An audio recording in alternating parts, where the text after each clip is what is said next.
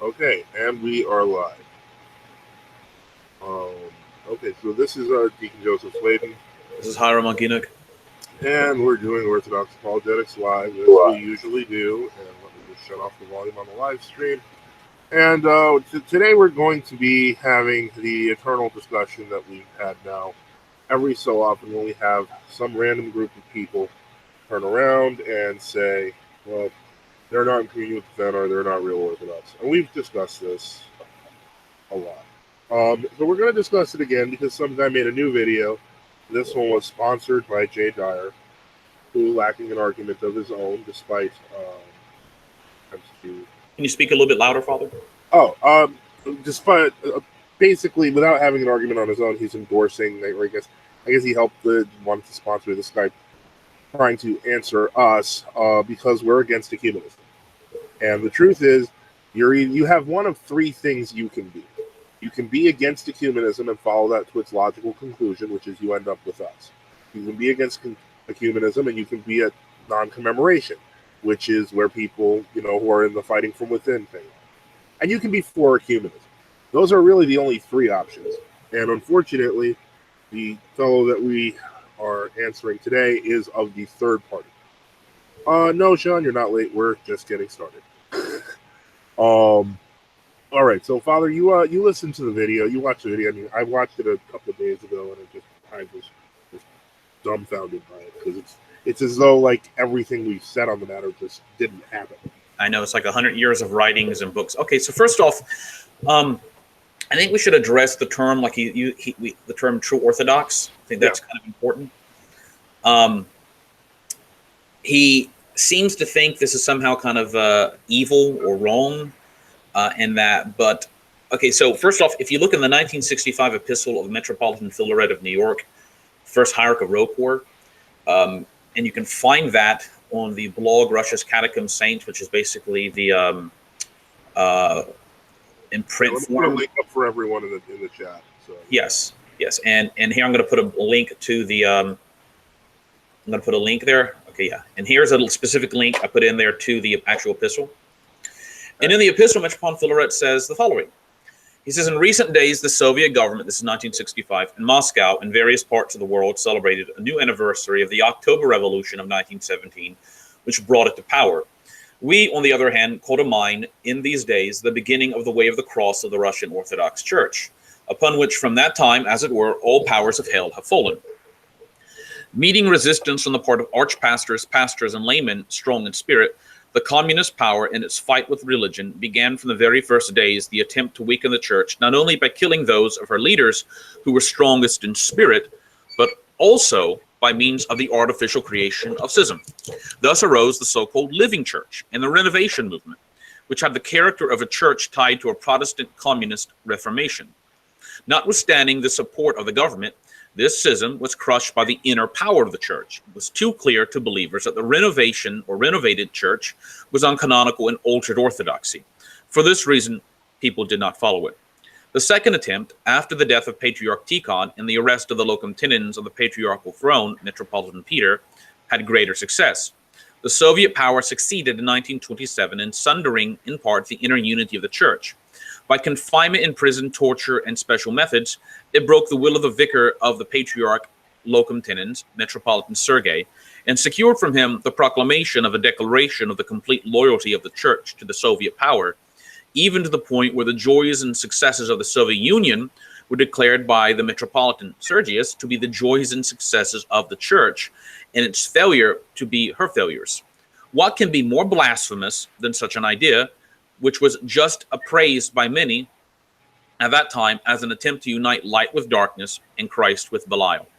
Both patriarchs. By the way, this is Metropolitan Philaret's sorrowful epistle of 1965. Continue. Yes. Well, actually, this is not one of the sorrowful epistles. This is one of the. This is the epistle on the anniversary, on the recent celebrations in 65 of the Soviet government. Okay. But both Patriarch Tikhon and Metropolitan Peter, as well as others who served as locum tenens of the patriarchal throne, had earlier refused to sign a similar declaration for which they were subjected to arrest, imprisonment, and banishment. Protesting against this declaration, which was proclaimed by Metropolitan Sergius by himself alone, without the agreement of the suppressed majority of the episcopate of the Russian Church, violating the 34th Apostolic Canon, many bishops who were then in the death camp at Solovki wrote to the Metropolitan, quote, "Any government can sometimes make decisions that are foolish, unjust, cruel, to which the Church is forced to submit, but which she cannot rejoice over or approve. One of the aims of the Soviet government is the extirpation of religion, but the Church cannot acknowledge its successes in this direction as their own success." That's from the open letter from Solovki, September 27th, 1927. The Metropolitan Philaret continues and says, "The courageous majority of the sons of the Russian Church did not accept the declaration of Metropolitan Sergius, considering that a union of the Church with the godless Soviet state, which had set itself the goal of annihilating Christianity in general, could not exist from principle. But a schism nonetheless occurred. The minority, accepting the declaration of Sergius, formed a central administration, the so-called Moscow Patriarchate, which, while being supposedly officially recognized by the authorities, in actual fact received no legal rights whatever from them. For they continued now without hindrance a most cruel persecution of the Church. In the words of Joseph, Metropolitan of Petrograd, Metropolitan Sergei, having proclaimed the declaration, entered upon the path of, quote, monstrous arbitrariness, flattery, and betrayal of the Church, the interest of atheism, and the destruction of the Church," end quote. The majority, renouncing the declaration, began an illegal ecclesiastical existence. Almost all the bishops were tortured and killed in death camps. Among them, the locum tenens, Metropolitan Peter, Metropolitan Kirill of Kazan, who was respected by all, and Metropolitan Joseph of Petrograd, who was shot to death at the end of 1938, as well as many other bishops and thousands of priests, monks, nuns, and the courageous laymen. Those bishops and clergy who miraculously remained alive began to live illegally and to serve divine services secretly, hiding themselves from the authorities and originating in this fashion the Catacomb Church in the Soviet Union. Little news of this church has come to the free world. The Soviet press long kept silent about here, wishing to give the impression that all believers in the USSR stood behind the Moscow Patriarchate. They even attempted to deny entirely the existence of the Catacomb Church. But then, after the death of Stalin and the exposure of this activity, and especially after the fall of Khrushchev, the Soviet press has begun to write more and more often on the secret church in the USSR, calling it the sect of True Orthodox Christians. It was apparently impossible to keep silent about it any longer. Its numbers are too great, and it causes the authorities too much alarm. Unexpectedly, in the Atheist Dictionary, State Political Literature Publishers, Moscow, 1964, on page 123 and page 124, the Catacomb Church is openly discussed. True Orthodox Christians, we read in the dictionary, an Orthodox sect originating in the years 1922 to 1924. It was organized in 1927 when Metropolitan Sergius proclaimed the principle of loyalty to the Soviet power. Monarchists, we would say ecclesiastical elements, having united around Metropolitan Joseph of Leningrad or Petrograd, Josephites, or the same dictionary says, Tikhonites, formed in 1928 a guiding center, the True Orthodox Church, and united all groups and elements which came out against the Soviet order. We add from ourselves the atheist order. Quote, the True Orthodox Church directed into the villages a multitude of monks and nuns. For the most part, of course, priests, we add again from ourselves, celebrated divine services and rites secretly and conducted propaganda against the leadership of the Orthodox Church, so-called, that is, against the Moscow Patriarchate, which had given in to the Soviet power, appealing to the people not to submit to Soviet law, which are directed, quite apparently, against the Church of Christ and faith. By the testimony of the Atheist Dictionary, the True Orthodox Christians, Metropolitan Philaret says, organized and continue to organize, quote, house, that is, secret catacomb churches and monasteries, preserving in full the doctrine and rites of Orthodoxy. They do not acknowledge the authority of the Orthodox Patriarchate, that is, the successor of Metropolitan Sergius, Alexei. Quote unquote, striving to fence off the True Orthodox Christians from the influence of Soviet reality, the dictionary says, chiefly, of course, from atheist propaganda, their leaders make use of the myth of the Antichrist, according to the dictionary, who has supposedly been ruling in the world since 1927, end quote. The anti-Christian nature of the Soviet power is undoubtedly for any sound-thinking person, and all the more for a Christian. True Orthodox Christians usually, according to the dictionary, refuse to participate in elections, which in the Soviet Union, a country deprived of freedom, are simply a comedy, end quote, and other public functions. They do not accept pensions, do not allow their children to go to school beyond the 4th class. Here is an unexpected Soviet testimony of the truth, to which nothing need be added. honor and praise. This is what Metropolitan Filaret says in the letter, the head of the roll corps. Honor and praise to the true Orthodox Christians, heroes of the Spirit and confessors who have not bowed before the terrible power, which can stand only by terror and force, and has become accustomed to the abject flattery of its subjects. The Soviet rulers fall into a rage over the fact that there exist people who fear God more than men. They are powerless before the millions of true Orthodox Christians. And you can read that on page 565 of Russia's Catechism of Saints if you have the book, or in the link we gave above. So it seems pretty evident, Father Joseph, that the term true Orthodox Christian is something that the Orthodox in the 1920s gave themselves in Russia to distinguish themselves from the Sergianists. I think that's not only a fair assessment. When you find that the Sergianists themselves are using the exact same term, I think it just becomes a generally accepted thing. So it's not like we chose this so that we could be like, haha, we're true Orthodox and you're not. If you are some kind of ist, if you are a Sergianist or an ecumenist or a modernist, then you are putting something above your orthodoxy. So it's not our fault that we're not doing that. Yes, and it should be noted that this was not simply Metropolitan Sergius was a bad man, the Donatist argument. That's, of course, what they use against us. Yeah. In the views of in the view of the New Martyrs, in essence, the actions of Sergius were an ecclesiological heresy. For the New Martyrs to say, the New Martyrs said that for Sergius and his people to say the joys of Soviet Marxist-Leninism were the joys of the church, it's no different than if somebody said the joys of Freemasonry, which is demonic, or the joys of the church. And Marxist-Leninism is just as demonic as Freemasonry. All right? Well, one thing I should point, and this is, I should say this, is that sometimes we tend to go into a logic of philosophical systems. And there's a reason for that, and we can explain the underlying philosophy. But I remember when Metropolitan Valentino Vroak, when he was giving the speech once, was giving a sermon once, pointed out very, very simple. And he said, the Moscow Patriarchate was literally created by Stalin. And I want to emphasize that because in 1943, Stalin pulled Sergius out of prison because he put him in prison again for a while. They managed to get, I think it was like 5 or 6 bishops who basically they had tortured into submission. That's all they could get. And from there, every bishop of the Moscow Patriarchate was made in a synod, and they were state agents, all of them. So the point is, the Moscow Patriarchate was not the Patriarchate of Russia. It was an illegal creation in 1943 by Joseph. Non-canonical creation. Yeah. So it is in no way, shape, or form can we say their apostolic. Their apostolic succession comes from a tiny hand-picked synod by Stalin himself, made with Sergius and a few tortured bishops at the head who were willing to do anything they could to stay alive. Mm-hmm. I also think I'm going to put in the links. I think people should read read what's being put in the chat here, the testimony of the New Martyrs, what they said about the Moscow Patriarchate. Yeah. And I'm going to read a few of these. So, they give the St. Joseph Petrograd, St. Agafengo Yaroslavsky, St. Seraphim Uglich, St. Peter of Krutitz, St. Kirill Kazan, St. Theodore Postiev. It goes on and on. Okay. And let me read from the New Martyrs of Russia, Monastery Press, 2000. It says, in August 1936, the Bolsheviks spread the false information that Metropolitan Peter had died. Immediately, Metropolitan Sergius quite illegally assumed to himself Peter's title of Metropolitan of Krutitsa. From this time, a distinct hardening in Metropolitan Kirill's, that of Kazan's, position is noticeable.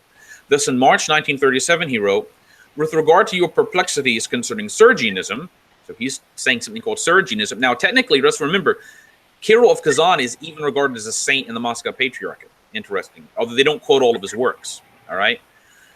I can say that the very same question, St. Kirill says, in almost the same form were addressed to me from Kazan 10 years ago. And then I replied affirmatively then, because I considered everything that Metropolitan Sergius done as a mistake, which he himself was conscious of and wished to correct. Moreover, among our ordinary flock, there were many people who had not investigated what had happened, and it was impossible to demand from them a decisive and active condemnation of the events. Since then, much water has flowed under the bridge. The expectations that Metropolitan Sergius would correct himself have not been justified, but there has been enough time for the formerly ignorant members of the church enough incitement, and enough opportunity to investigate what has happened. And very many have both investigated and understood that Metropolitan Sergius is departing from that Orthodox Church which the Holy Patriarch Tikhon entrusted to us to guard. And consequently, there can be no part or lot with him for the Orthodox. The recent events have finally made clear the renovationist nature of Sergianism. We cannot know whether those believers who remain in Sergianism will be saved, because the work of eternal salvation is a work of the mercy and grace of God. But for those who see and feel the unrighteousness of Sergianism, those are your questions. It would be unforgivable craftiness to close one's eyes to this unrighteousness and seek there for the satisfaction of one's spiritual needs when one's conscience doubts in the possibility of receiving such satisfaction. Everything which is not of faith is sin. I am in fraternal communion with Metropolitan Joseph, and I gratefully esteem the fact that it was precisely with his blessing that there was undertaken from the Petrograd Diocese the first protest expressed against Metropolitan Sergius from the Petrograd Diocese. Now, I think it's important to read what St. Kirill Kazan says there, because this is later going to come up in the video that the therealMEDwhite did, where he's and St. Kirill Kazan is saying that, look, when a heresy initially begins, not everyone knows exactly what's going on, all right? Some people may not see it as a heresy. Some people may not know what exactly is being said. They may not know all the peculiarities and particularities of it because of time and phraseology, all right? But eventually, much water passes under the bridge, as St. Kirill Kazan says.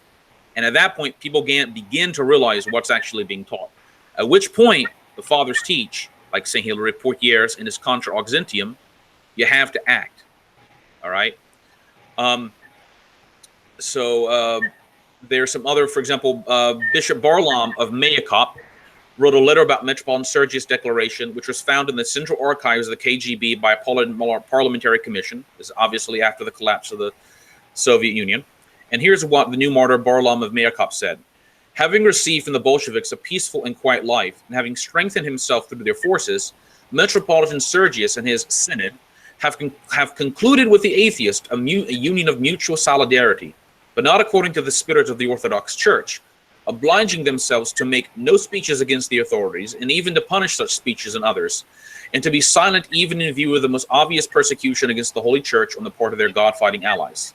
So a, quote, peaceful and quiet, quote, means sitting quietly and keeping silent, not only not reproaching the Bolsheviks for their restrictions on the Church and annihilation of the whole work of Christ on the earth, but approving of it and rejoicing in their successes, in this their destructive attack on Christ, and approving of and rejoicing in and even praying for them in their churches during the offering of the bloodless sacrifice of the Holy Liturgy. In this way has the union of the Antichrist with the church of the evildoers been sealed. The God-fighters have given Metropolitan Sergius a place in their state, for which Metropolitan Sergius has given the God-fighters a place in the Holy of Holies, and planting the abomination of desolation in the holy place. Dark times have come for us, and the Holy Church and the Orthodox faith have come face to face with the question, how are we to live? How are we to reconcile our relationship with the authorities with that hellish relationship these authorities have toward Christ and his work on the earth? At the base of the actions of the Bolshevik authorities, there lies the complete annihilation of Christianity, the denial of Christ and the destruction of his body, the church, and the liberation of their citizens from religious drugs, quote unquote, as they call the teachings of Christ. These are no longer those blind men who do not know Christ and have not heard of his teaching. No, on the contrary, these are very enlightened sons of this age who are excellently informed about his teaching, having analyzed the gospel in great detail, subjected it to merciless criticism, and finally, having rejected it as being incompatible with their spirit and time, have under the influence of Satan denied the very existence of God. These are the Sadducees, who say there is no resurrection, neither angel nor spirit.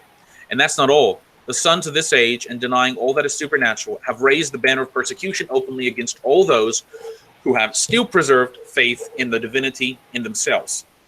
The Bolsheviks have destroyed churches, turned them into barracks, theaters, and clubs, and deliberately mocked the holy things of the Christians. This and much more is well known. Metropolitan Sergius and his synod see this, but Sergius no longer has the right to grieve and express his dissatisfaction for this. He has triumphantly and firmly declared that this duty now is to rejoice in the acts of the Bolsheviks and grieve over their successes.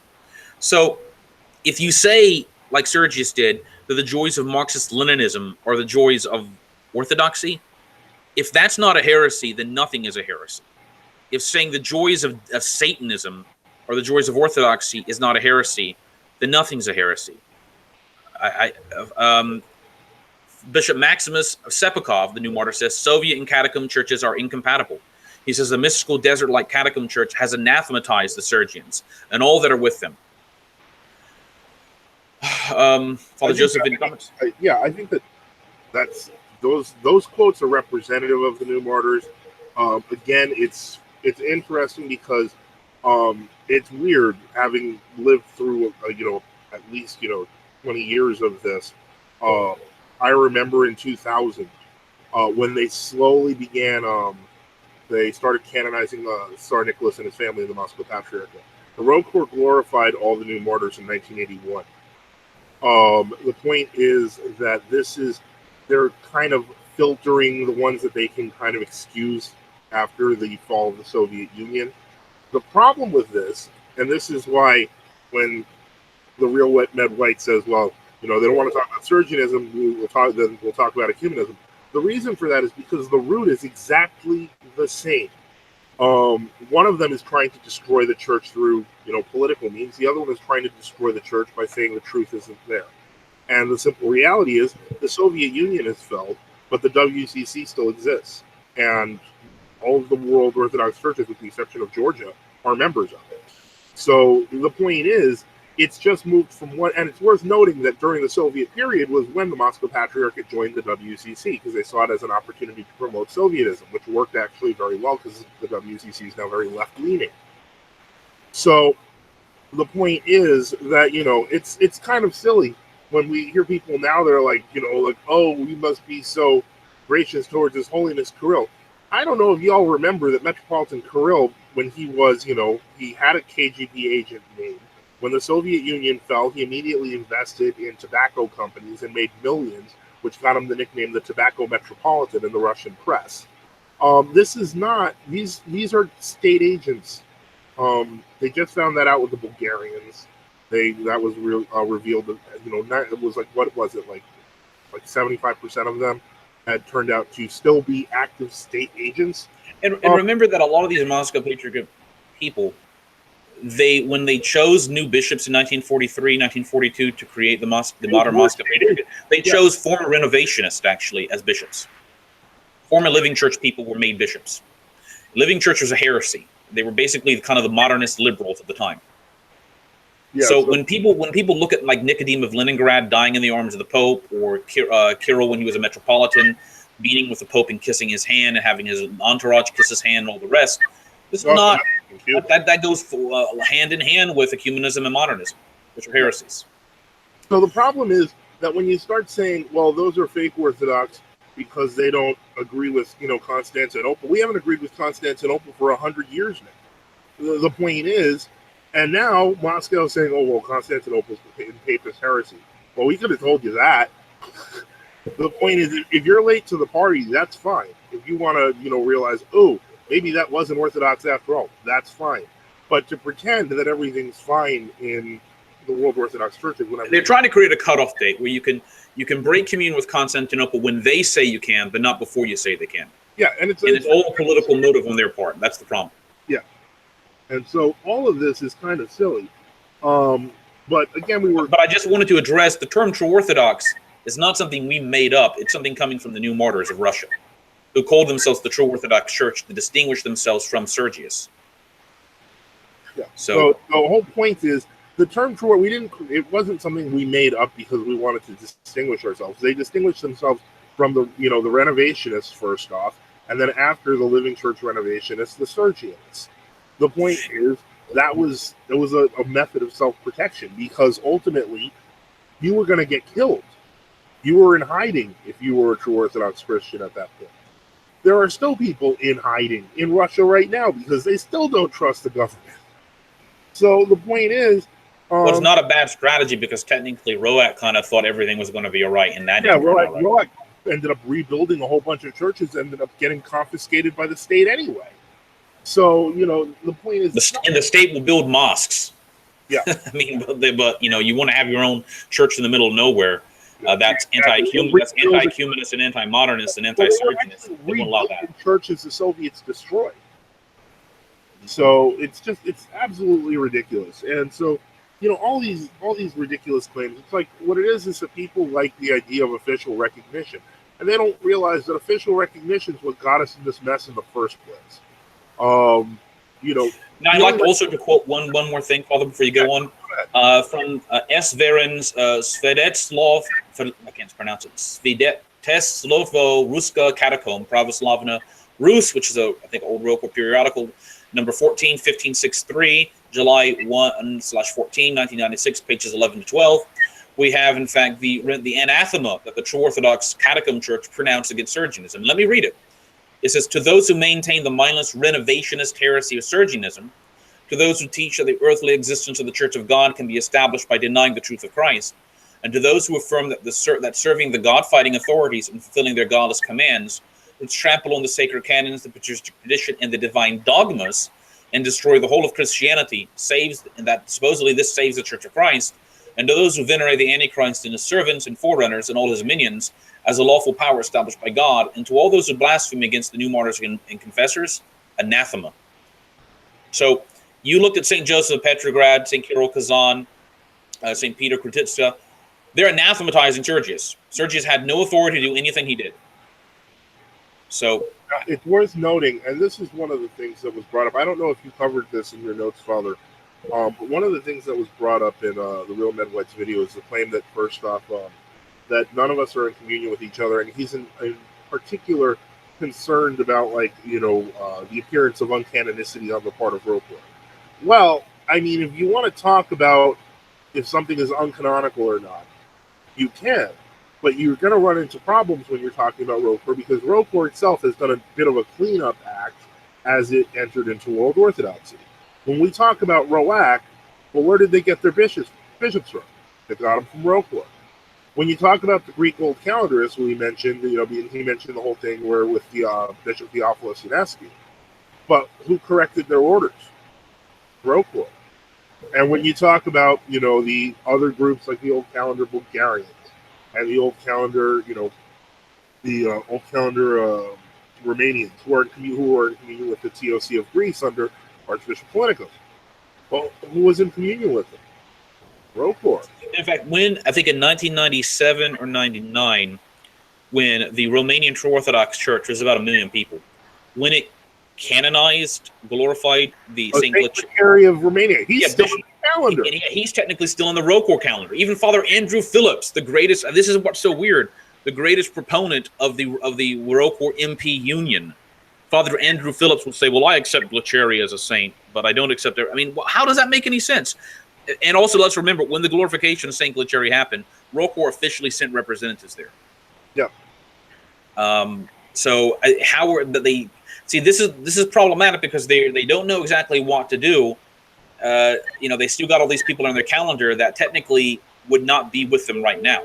Well, I think one of the interesting things is when you read stuff on the life of St. John of Shanghai and San Francisco, and you learn about the difficulties that he had and the people who were behind him, supporting him. What did they call them? They called them Johnites. They are doing the exact same thing that they were doing in the 1960s, except now we have the internet. Moscow Patriarchate people used to refer to the Rokor as a contagion. St. Philaret in his private... They call them the Karlovskyites or something like that. The Karlovsky contagion. The Karlovsky schism. Yeah. No, he uses the word contagion in one of his private letters. They actually referred to it that way. So the idea that, Rokor is canonical, it's either Rokor is canonical now because they've repented of all their uncanonical actions, or they were canonical then and they've changed. Those are your only two choices.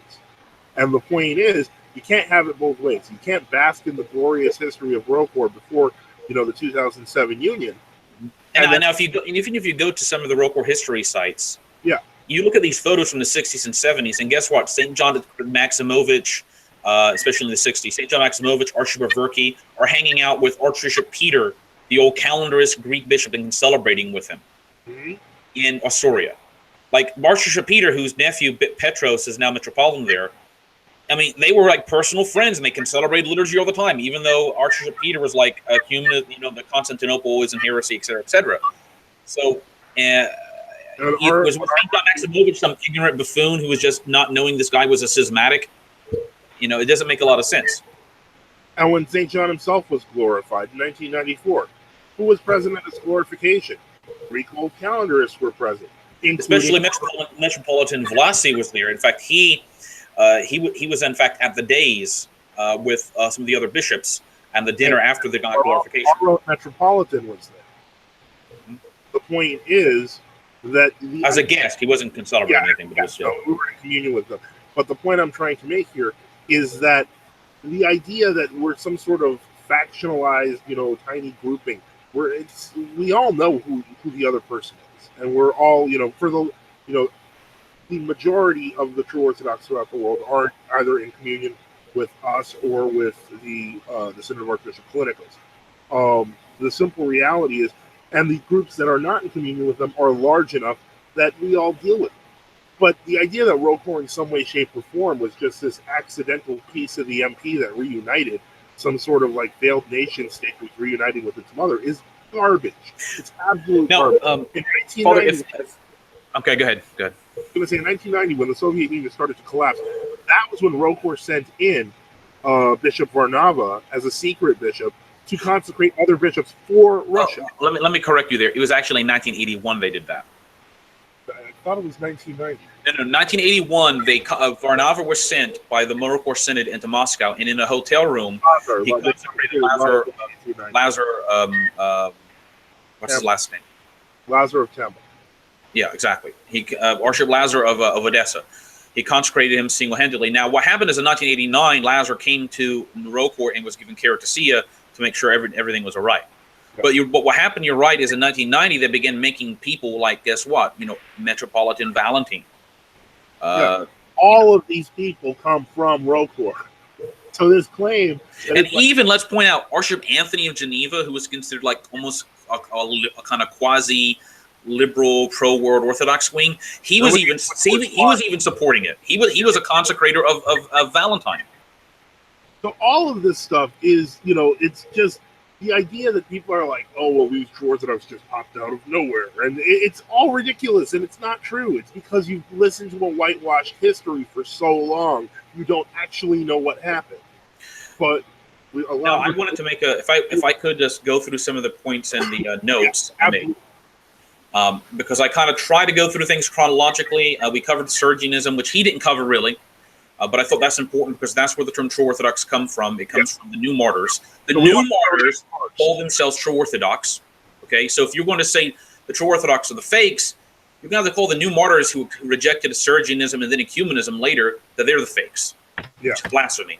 Okay, so therealMEDwhite, one of the points he makes in the video is he says True Orthodox claim that automatic excommunication for breaking certain canons. They, the World Orthodox, have no grace. All right. Okay, first off, what True Orthodox bishops have claimed that automatic excommunication deposition follows simply breaking the canons? This has not been the argument. This we do not believe. In fact, I don't know any True Orthodox bishop who claims that. Breaking canons can be a symptom of many things being wrong, such as a local church, synod, patriarchate having lost grace, but not necessarily. Many heretics can follow the canons to the letter, but they're still heretics.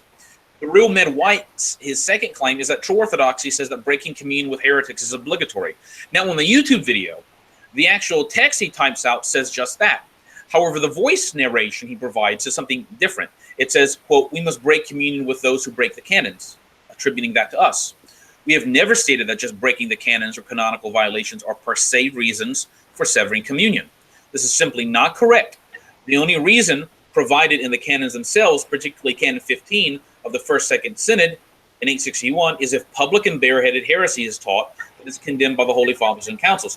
Now, I should note that the Moscow Patriarchate broke him with the Ecumenical Patriarchate for breaking the canons, not for heresy initially. Okay, the therealMEDwhite then provides the famous quotation from St. Nicodemus, which we've covered. I agree. This point has been made by numerous times about that there is not automatic deposition of people or let them be deposed phrases in the canon that requires a living synod. So Nicodemus, though, is not dealing with public heretics, so it has no bearing. As regards his points regarding Nestorius, the actions of St. Cyril towards Nestorius are not in contradiction to ceasing commemoration against heretics. First, St. Cyril had only reports. And so he must write letters to Nestorius in order to ascertain what Nestorius was teaching. And after the third letter, it is evident Nestorius does not accept Orthodox dogma. This is not St. Cyril acceding to Nestorius' teaching, of course, but St. Cyril giving him his final warning. Secondly, in St. Cyril's letter to Pope St. Celestine, which I believe is actually in the Acts of the Third Ecumenical Council, there is no condemnation of the actions of the clergy, laity, and monasteries, all commandates of Constantinople, for breaking communion with Nestorius, even before a council was held to depose Nestorius, even before anyone else knew about it. St. Cyril says the following in his letter to Pope St. Celestine, quote, "There was in Constantinople a bishop, Dorotheus by name, who had the same opinions as he, that is, as Nestorius, a man easily flattered and froward of mouth, as it is written. When the most pious Nestorius was sitting on the throne in the assembly of the Church of God of Constantinople, he arose and dared to say in a loud voice, if anyone says that Mary is the mother of God, let him be anathema. And there was a great shout from all the people, and they ran out. They did not want to associate any longer with those who had such opinions, so that even now the people of Constantinople keep away, except from a few shallower ones and those who flatter him, Nestorius. But nearly all the monasteries and their archimandrites and many of the senators do not join him, that is Nestorius. They fear lest they be injured in faith, while he and those with him, whom he brought when going up from Antioch, see everything perverted." All right? So it's pretty evident that these clergy and most of the clergy and monasteries and laity in Constantinople, as soon as they heard people, Nestorius and his friends, say the Virgin is not Theotokos, they're like, oh, this guy's a heretic. We're done with him. All right. So I mean, now you can say St. Cyril was, more restrained, but he was more restrained because he didn't know what exactly was going on. All right. St. Cyril certainly doesn't condemn the clergy, monastics, and laity as schismatics for breaking with Nestorius, even before anything happened, except this declaration of heresy. St. Cyril maintains that he doesn't openly throw off communion with Nestorius until he has informed Pope St. Celestine in section 7 of the letter, but he certainly doesn't condemn those who have initially. Far from condemning them, St. Cyril develops a hardened position as the controversy moves from possible misunderstanding to what? A much clearer matter. That's exactly what nearly 1,500 years later, St. Cyril of Kazan says about Sergius. In letter 18 of the letters of St. Cyril, he states the following. We spent the time just past not without tears, and were expecting that the most reverend Bishop Nestorius would depart from his most discordant teachings because of ecclesiastical counsels and admonitions. As like St. Paul says, a man who, admonish a man for the first and second time before you depart from him. And because of the refutations on the part of all of you, would honor the faith with us, which has been handed down to the churches. Now, this is the letter he wrote to the people of Constantinople, commending them. By the holy apostles, evangelists, and all the sacred scriptures, sealed by the words of the holy prophets to keep it correct. As a result of what he does not cease saying before you in church, and as a result of his statements in writing, we find that he has erred, and to no small degree in acting impiously toward the faith. We have already been forced to protest solemnly to him through a synodal letter that, if he does not refrain as quickly as possible from his innovation, and within the fixed time appointed by the most holy, most God-fearing bishop of the Church of Rome, Celestine, anathematized in writing those things which he said in your presence, and is placed in books, or at least prepared to be placed in books, and these things are even in our hands, he has no place of communion among the bishops of God, but will be a stranger to all. Let no one blame the delay, for we were not slumbering while so large a flock, or rather peoples and churches everywhere were being disturbed, but we imitated those who have medical experience, who do not immediately suggest for the infection which comes into our bodies the necessities of knife and cauterizing, but who soothe them at the beginning with gentle drugs, awaiting the moment proper for incisions. Now, let me stop here for a second before I continue the letter, Father Joseph. The True Orthodox, for decades, were, we weren't just, we were writing letters to people, condemning this heresy and trying to get everybody to condemn this heresy of ecumenism. Remember, in the Church of Greece, the True Orthodox, the Church of the Genuine Orthodox Christians, so-called Royal Calendarists, waited about, 12 years of trying to get people to condemn modernism. All right, and the only reply was they basically were murdered, had their faces smashed in with hammers, their beards shaved and tortured in police station basements because they did not want to accept the Freemasonic state. All right. well, because of that. It's I don't know. If and remember, Metropolitan Saint Philaret wrote the 3 sorrowful epistles before finally he had to break communion with Constantinople, which actually happened. Yeah. What I was going to say is, I don't know if you've seen this. This was actually somebody had sent this to me. It was a kind of like a monograph written on the Greek old calendarists, the True Orthodox, that was written by Callistus Ware. What blew my mind? Can you speak a little bit louder, Father? It was written by Callistus Ware. It was like a monograph on the old calendarists. What blew my mind was that he was actually fairly even-handed, and he didn't proclaim us schismatics or anything stupid like that, so he wasn't that dumb. But what he did do was he equivocated because he tried to say there was violence on both sides. And the examples he used were, at one point, was a number of old calendarists who were, in the presence of Archbishop, I think it was Athenagoras, no, the one before him, when he was celebrating, and they tried to shave his beard and ended up cutting his face. This was a counter to the murder of St. Catherine Rowdis. Now let's talk about that. St. Catherine was a mother with children. They were celebrating one of the feasts, and the new calendar archbishop sent the police out to murder the True Orthodox. An old priest was getting beat to death by the police because he was against Freemasonry and modernist heresy.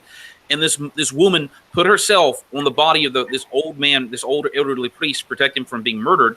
And the new calendars just beat her to death. Yeah.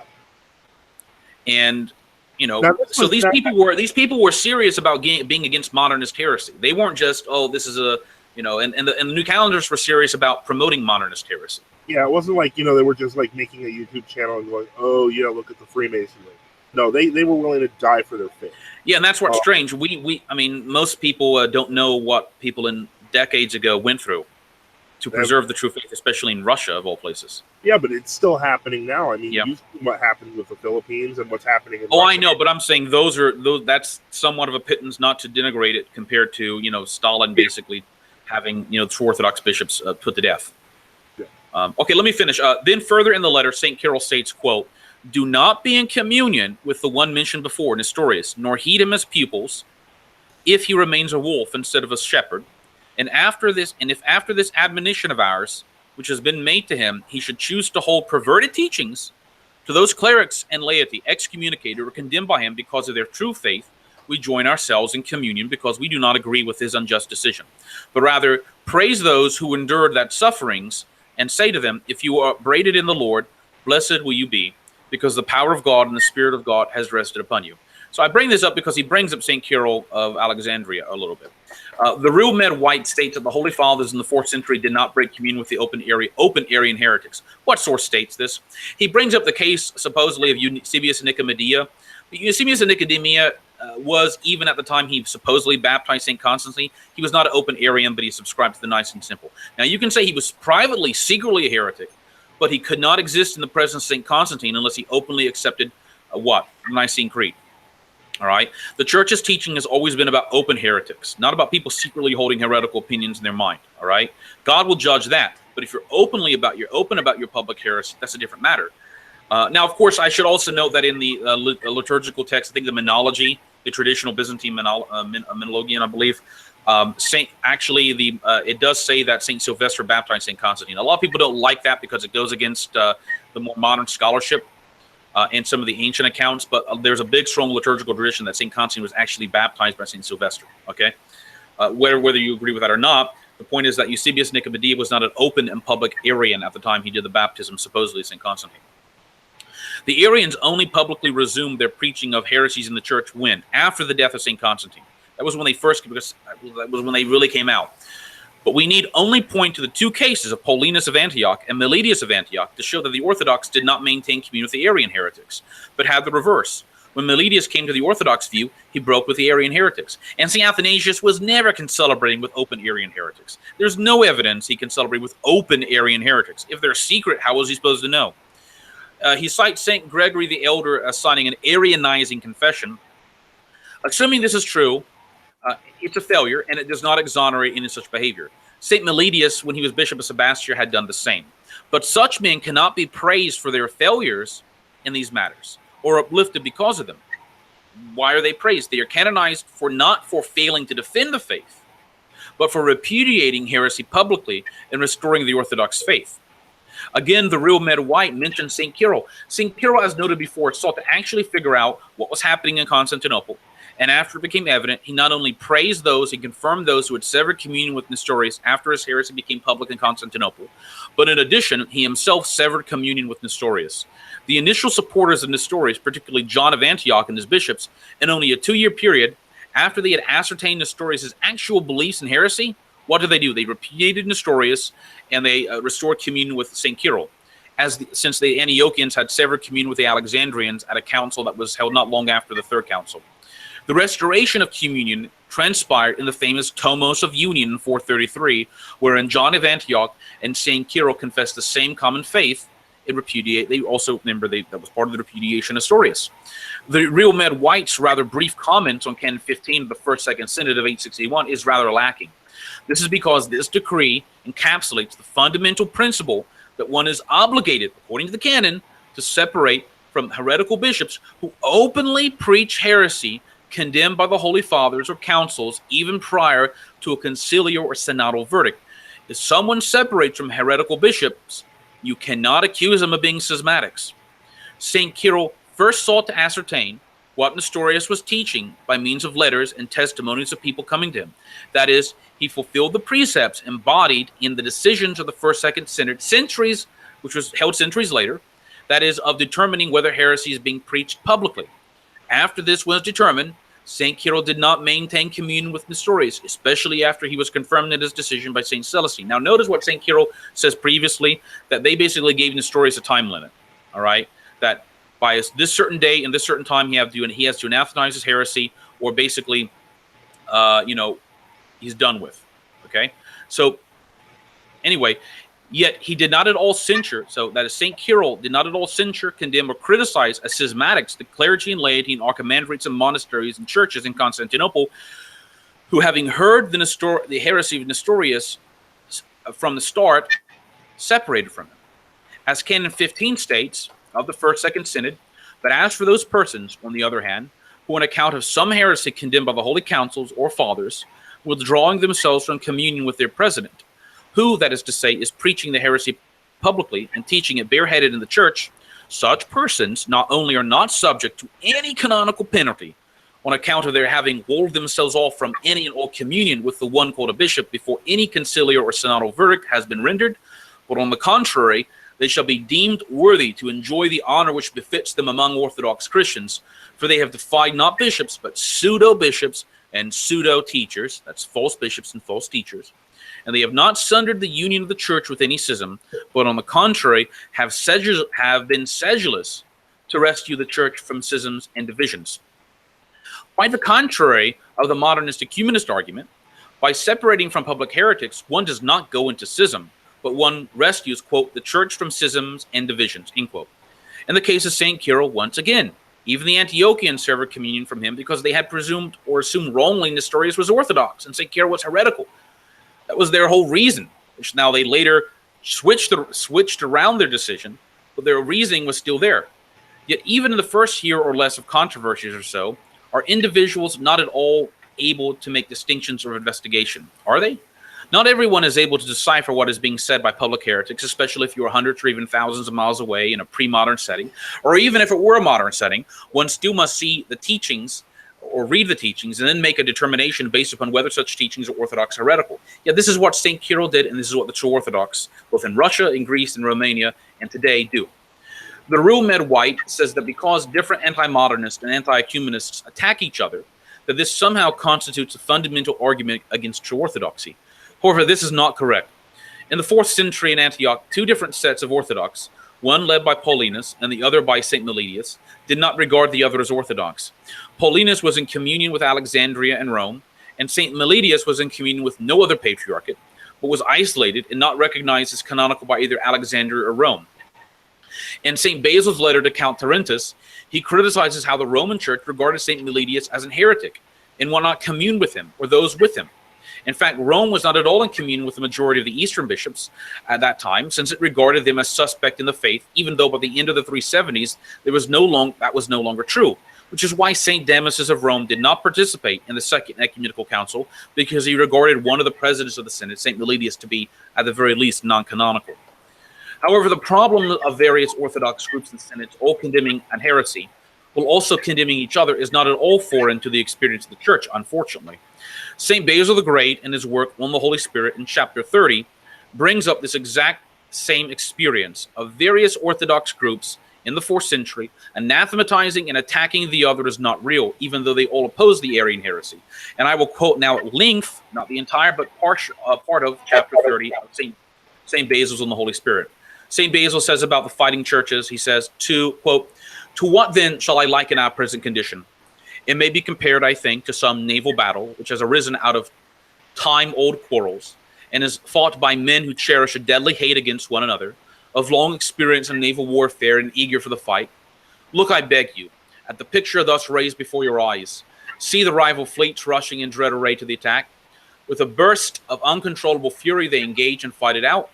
Fancy, if you like, the ships driven to and fro by a raging tempest, while thick darkness falls from the clouds and blackens all the scene, so that watchwords are indistinguishable in the confusion, and all distinction between friend and foe is lost.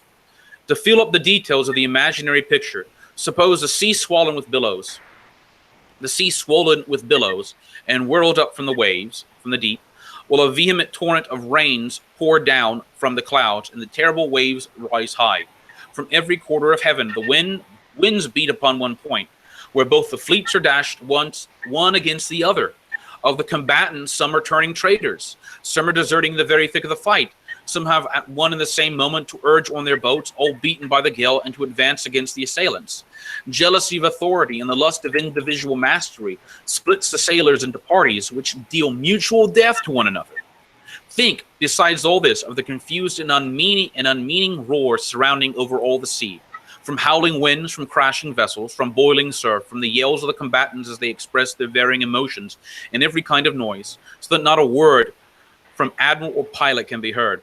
The disorder and confusion is tremendous, for the extremity of misfortune, when life is despaired of, gives men license for every kind of wickedness. Suppose, too, that men are all smitten with the incurable plague of mad love of glory, so that they do not cease from their struggle, each to get the better of the other, while their ship is actually settling down to the deep. Turn now, I beg you, from this figurative description of the unhappy to the unhappy reality. Did it not at one time appear that the Arian schism, after its separation into a sect opposed to the church, stood itself alone in hostile array?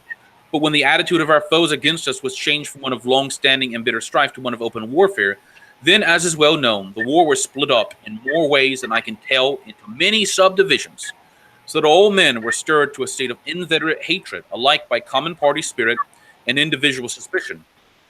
But what storm at sea was ever so fierce and wild as this tempest of the churches? In it, every landmark of the fathers has been moved, every foundation, every bulwark of opinion has been shaken, everything buoyed up on the unsound is dashed about and shaken down. We attack one another, we are overthrown by one another. If our enemy is not the first to strike us, we are wounded by the comrade at our side. If a foeman is stricken and falls, his fellow soldier tramples him down. There is at least this bond of union between us, that we hate our common foes, but no sooner have the enemy gone by than we find enemies in one another. And who could make a complete list of all the wrecks? Some have gone to the bottom on the attack of the enemy, some through the unsuspected treachery of their allies, some from the blundering of their own officers. We see, as it were, whole churches, crews and all, dashed and shattered upon the sunken reefs of disingenuous heresy, while others of the enemies of the spirit of salvation have seized the helm and made shipwreck of the faith. And then the disturbances wrought by the princes of the world have caused the downfall of the people, with a violence unmatched by that of the hurricane or whirlwind. The luminaries of the world, which God set to give light to the souls of the people, have been driven from their homes, and a darkness verily gloomy and disheartening has settled on the churches. So right there, Father Joseph, St. Basil is describing the fact we want to point out that this was not written about, and for those who just came in listening now, this isn't talking about the old calendarists. This is actually the golden age of the church. Yes, when what was happening was that you had multiple, let's call them True Orthodox, you had multiple Orthodox groups in the 4th century that are all attacking each other and all claiming the other wasn't really Orthodox, although they could all agree that they were against the Arian heresy. For example, the Paulinists, or I shouldn't say Paulinists, but the church Paulinus, was a bishop of Antioch and was consecrated by bishops from the West and was in communion with Alexandria and Rome, he did not accept even the baptisms of Saint Meletius of Antioch. He regarded him as a fake and as a heretic. All right, and in terms, Saint Meletius tried to be friendly to him, but it didn't matter. And eventually they both began anathematizing each other. All right, and as I noted previously, in Saint Basil's letter to Count Tarentus, he talks about how he sent the deacon Dorotheus to Rome to try to get Rome to recognize Saint Basil and to recognize Meletius. But the Romans are like, this Meletius guy, he's a heretic, and you people in communion with him, we don't regard you as any better. All right. So even saints can unfortunately be against each other in these matters, and of course that was what the Second Ecumenical Council was really about. It was about getting all these competing, fighting parties to actually unite. And despite that, and let's also remember, despite that, even after that council in Syria and Antioch and parts of Palestine, they were still Orthodox, not even in communion with each other, and not in communion with another group in communion with them for some time. For example, Saint Jerome never recognized Saint Jerome. You read his writings, he never recognized Saint Meletius, which means ultimately how did he even recognize the ordination of Saint John Chrysostom? Saint Jerome always seemed to think, and so did a lot of others, that Saint Meletius and Saint Cyril of Jerusalem were always fakes, and that they never accepted anything from them. All right. Now, over time, once all the kind of the people who had been involved in these fights had died out, what happens, Father Joseph? People began to look at things in a more objective sense after 100 years, 200 years after the fact. Exactly. And then they, basically, when they realize that they're out of communion for basically no reason anymore, they simply re-enter into communion. Yes. And if you don't, then you actually are regarded as eventually schismatic. Exactly. And so we see this throughout church history. And in fact, that's what happened in Antioch, because in Antioch, when Evagrius was consecrated by Paulinus, even though he wasn't supposed to be, they were supposed to wait for Meletius and Paulinus to both to die, and then they were going to consecrate a joint bishop for both of the parties who were attacking each other. And that didn't happen. And eventually what happened was that in 398 or so, Rome and Alexandria said, look, they told Evagrius that, look, this is going on long enough. You already, you have to join. There's going to be no reordinations or anything. You have to go into communion with the other patriarch of Antioch, or we're not going to recognize you anymore. All right, and that's actually what happened. They actually, and actually took about 20 years after that did that happen. But any points, Father Joseph, to make? Well, yeah. Well, I was going to point out this has happened throughout church history. This is not something new. So it's not only did this happen during the Arian period, it happened during the Iconoclast period. It happened during the post-Chalcedonian period. It happened with the non-possessors in Russia. The Monophyllite heresy too. Monophyllite heresy.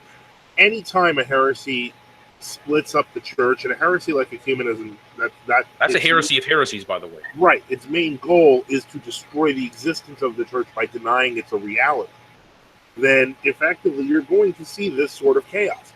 If you didn't see this sort of chaos, you'd have to question what's really going on, because this is the way it's always happened. Zeal for your house is consumed. The point is, Orthodox, in the zeal for the truth, when they see falsehood, are called to flee from it. They're called to join bishops who have also fled from it, or who have nothing to do with it. And the point is, that's the way it's always been. Now, let me also point out that there are other cases in which heretics can. It's not entirely clear if a bishop of the church is a teaching heresy or not. That can happen, all right. And Saint Hilary Poitiers actually dealt with this when he dealt with Auxentius of Milan. I believe the therealMEDwhite ignores the ways in which the fathers responded to the encroachments of heresies, and how this response, entailing separation over public heresy, when revealed, is approached. One prominent example is how Saint Hilary of Poitiers dealt with the Arian Auxentius of Milan. Auxentius was a Greek from Cappadocia and an Arian. However, when he became Bishop of Milan, he was asked to accede to the Nicene symbol, and by various subtleties, he would seemingly accept it. So Auxentius would teach heresy, then he'd get called out on it, and he'd say, "Oh, I never said that." And they'd say, "Well, we signed this document." And he'd say, "Yes, of course." And that happened like 3 or 4 times. And eventually, you know what happened in Italy? People got tired of it, and they said, "This guy's a fake." All right. Now, here's what saying. But over time, his preaching and teaching, that is of Auxentius of Milan, is evidently not orthodox. Saint Hilary of Poitiers says the following: his Contra Auxentium. He says, quote, "The Arians, they ascribe to Christ, that is the Auxentius, they ascribe to Christ the name of God, because this was also given to men. They confessed him to be truly the Son of God, but only as everyone else is made truly the Son of God by the sacrament of baptism. They allowed him to be before the time and ages, because this may be said of the angels and the devil. So in reality, they ascribed nothing more to Christ the Lord than what was proper to men or angels. His peculiar property they denied, that he was Christ the true God, that is, of the same divinity with the Father. But all this impiety was for a long time colored over and carried on by fraud and artifice. And so it happened that the people of Christ were not mortally hurt under the priests of Antichrist, while they thought their faith and meaning had been agreeable to their words. They heard Christ called God, and they supposed him to be truly so. They heard him called the Son of God, and they thought the verity of a son was implied by the nativity of God. They heard him said to be before all time, and they thought that being before all time was the same thing as being eternal. So the people's ears were much more pious than the hearts of the priests. So, Father Joseph, you can go into a church under the Ecumenical Patriarchate, the Moscow Patriarchate, and you can hear things that are going to be orthodox, or at least they sound orthodox. Yeah. All right? But that does not mean they actually are orthodox. All right? You have to look at the hidden meanings behind these words. All right? Well, because, in fact, in the case of the Augentians Milan, what was happening was that they were trying to use double meanings for expressions, so the people who were Orthodox would be fooled, and that was what the Arians did all the world over. Okay, go ahead, Father. Well, what I was going to say is, even if you take the simple standard of going in and listening, it's almost a given that eventually you're going to see some ecumenism come out. And what I mean by that is, I've spoken to a lot of people who have said things like, well, I don't know if I'm ready to, join the True Orthodox because I've heard my priest say some heretical things, but, I still like him as a person.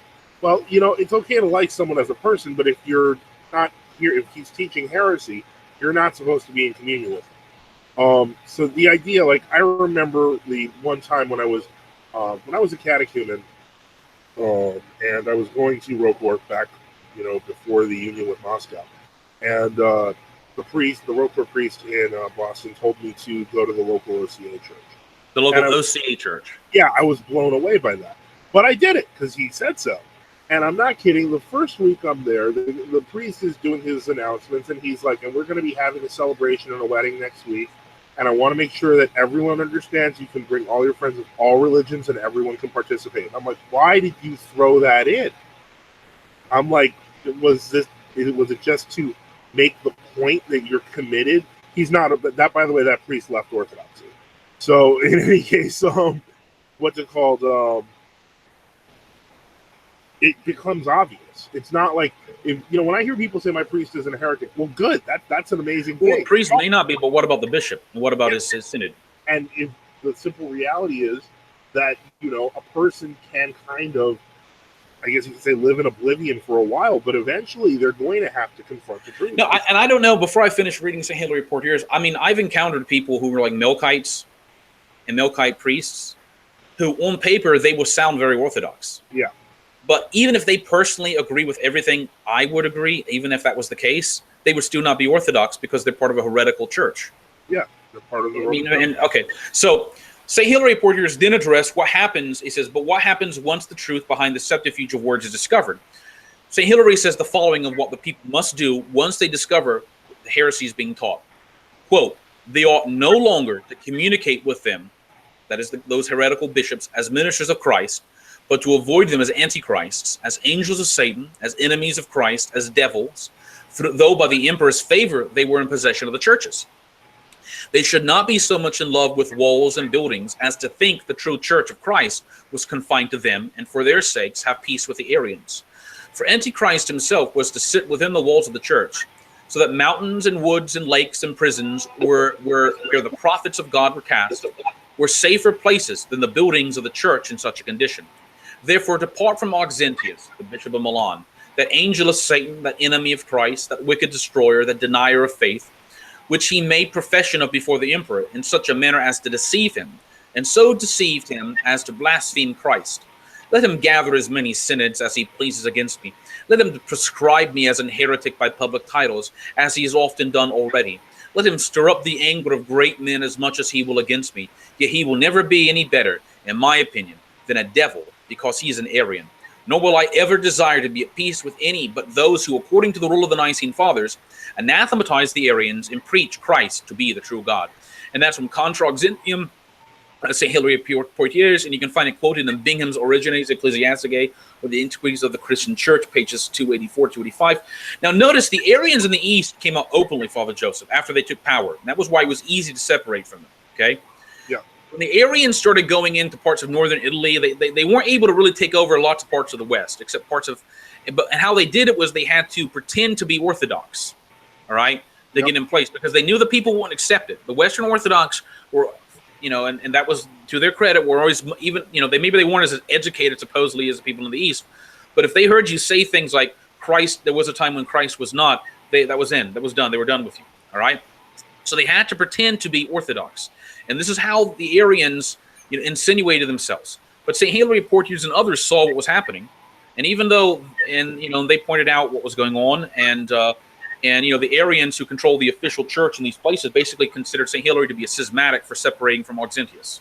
Okay. Now, well, if I may chime in here, one of the things that was mentioned in the therealMEDwhite's video was he was talking about, I think, I don't know if I mentioned it on the show before the show, but he was talking about how supposedly that the Mount Athos had accepted Roman Catholics and given them communion in the 18th century. Now, that was before the show, and you mentioned that it was kind of like a Jesuit school that they kicked out within a few months. But I'm not bringing that up because I'm trying to make a point where, you know, we can ask for the source and we're probably not going to get it. But the simple reality is this. Like the Arians that you're talking about in northern Italy, this is an example of two-faced behavior. And I'm not just calling out the therealMEDwhite, I'm calling out his sponsor, Jay Dyer. Because if what you are historically saying, verifiable or not, is that ecumenism was the way of the church before the, you know, battles over the ecumenical heresy between the True Orthodox and the World Orthodox, you are an humanist.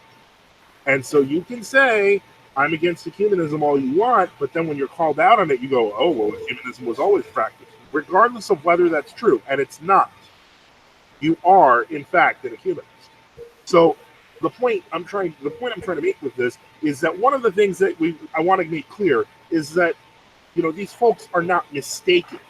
They know exactly what they're doing, and when called out on their ecumenism, they defend it. And that makes them different from World Orthodox or non-commemorators. Non-commemorators do not defend it to their credit. But if you defend it, you are an ecumenist because you put your lot with them. So this is something I'm trying to keep very clear, that there are people in World Orthodox churches who may have no clue. But these fellows who are making the comments about True Orthodox on their video do know the difference. And they are, by their own admission, ecumenists. Sorry to interrupt. Okay. When True Orthodox bishops or synods have made the argument, okay, I'm sorry. So my question is, what True Orthodox, in reply to therealMEDwhite, he kind of says that some True Orthodox have made the argument that only an ecumenical council can condemn something as a heresy. What True Orthodox have made that argument? That's in fact been an argument we have said is wrong. The only group that's come close to that was the Cyprianites, and they didn't even quite believe it. All right? Yeah, they kind of have this like distinction between condemned and uncondemned, but you still have to separate from the uncondemned. So they effectively didn't hold to the view. And therealMEDwhite says that we almost hold the view that Arianism was somehow acceptable before the First Council of Nicaea. None, at least no True Orthodox I've ever met or seen or heard have ever said that. Local councils, even individual bishops, are more than able to condemn heresies when they arise, even before an ecumenical council. For example, St. Peter of Alexandria, before his martyrdom under Diocletian, had condemned and anathematized Arius as a heretic. St. Peter's successor, St. Alexander, had done the same thing. In fact, the First Ecumenical Council is basically confirming the previous decisions held in Alexandria. Before the Sixth Ecumenical Council, you had the local synod of 649, where St. Martin condemned the Monothelites as heretics. And even before that, St. Theodore of Rome had done it, and Pope John IV had done it. All right. Now, it's true, Honorius came to openly preach it, all right, but he was immediately repudiated, his teachings were, or depending on who you say, tried to cover it up by John IV. Even before that, St. Maximus the Confessor, he throughout his life, he would not communicate with anyone that taught monothelitism or communion with the monothelites. Yeah, Father Joseph, I'm sure people are familiar, maybe they aren't, with the famous case where St. Maximus was basically brought tortured before the magistrates in Constantinople, and they said, you know, even Pope Vitalian's messengers are going to commune with us. And St. Maximus made the famous saying that even if the whole universe will communicate with you, the monothelite patriarch of Constantinople, I won't do it. And he brought up how the three children, when they were brought before Nebuchadnezzar and asked to worship the image, they wouldn't do it. And they said, if God can save us, he will save us. If not, he won't. But it's not our position to hope and deal what other people will do necessarily, but to do what is right. Now, I should also point out that the same 649 Lateran Synod appointed Sephan, Bishop of Dora, who was a Palestinian bishop, to carry out ordinations in Palestine in the East. And why did he do that? They were, in fact, setting up counter synods against monothelite synods. So this whole idea that some people say that you can cease commemoration even, but you can't continue to the episcopacy is ridiculous, Father. I don't know if you've heard that argument, Father Joseph. I have, but it's stupid because at some point all the bishops are going to be heretics in that certain area, and you have no choice but to get Orthodox bishops in. You have to make new bishops, and exactly, and that's what the Lateran Synod said Stephen of Dora was supposed to do in Palestine.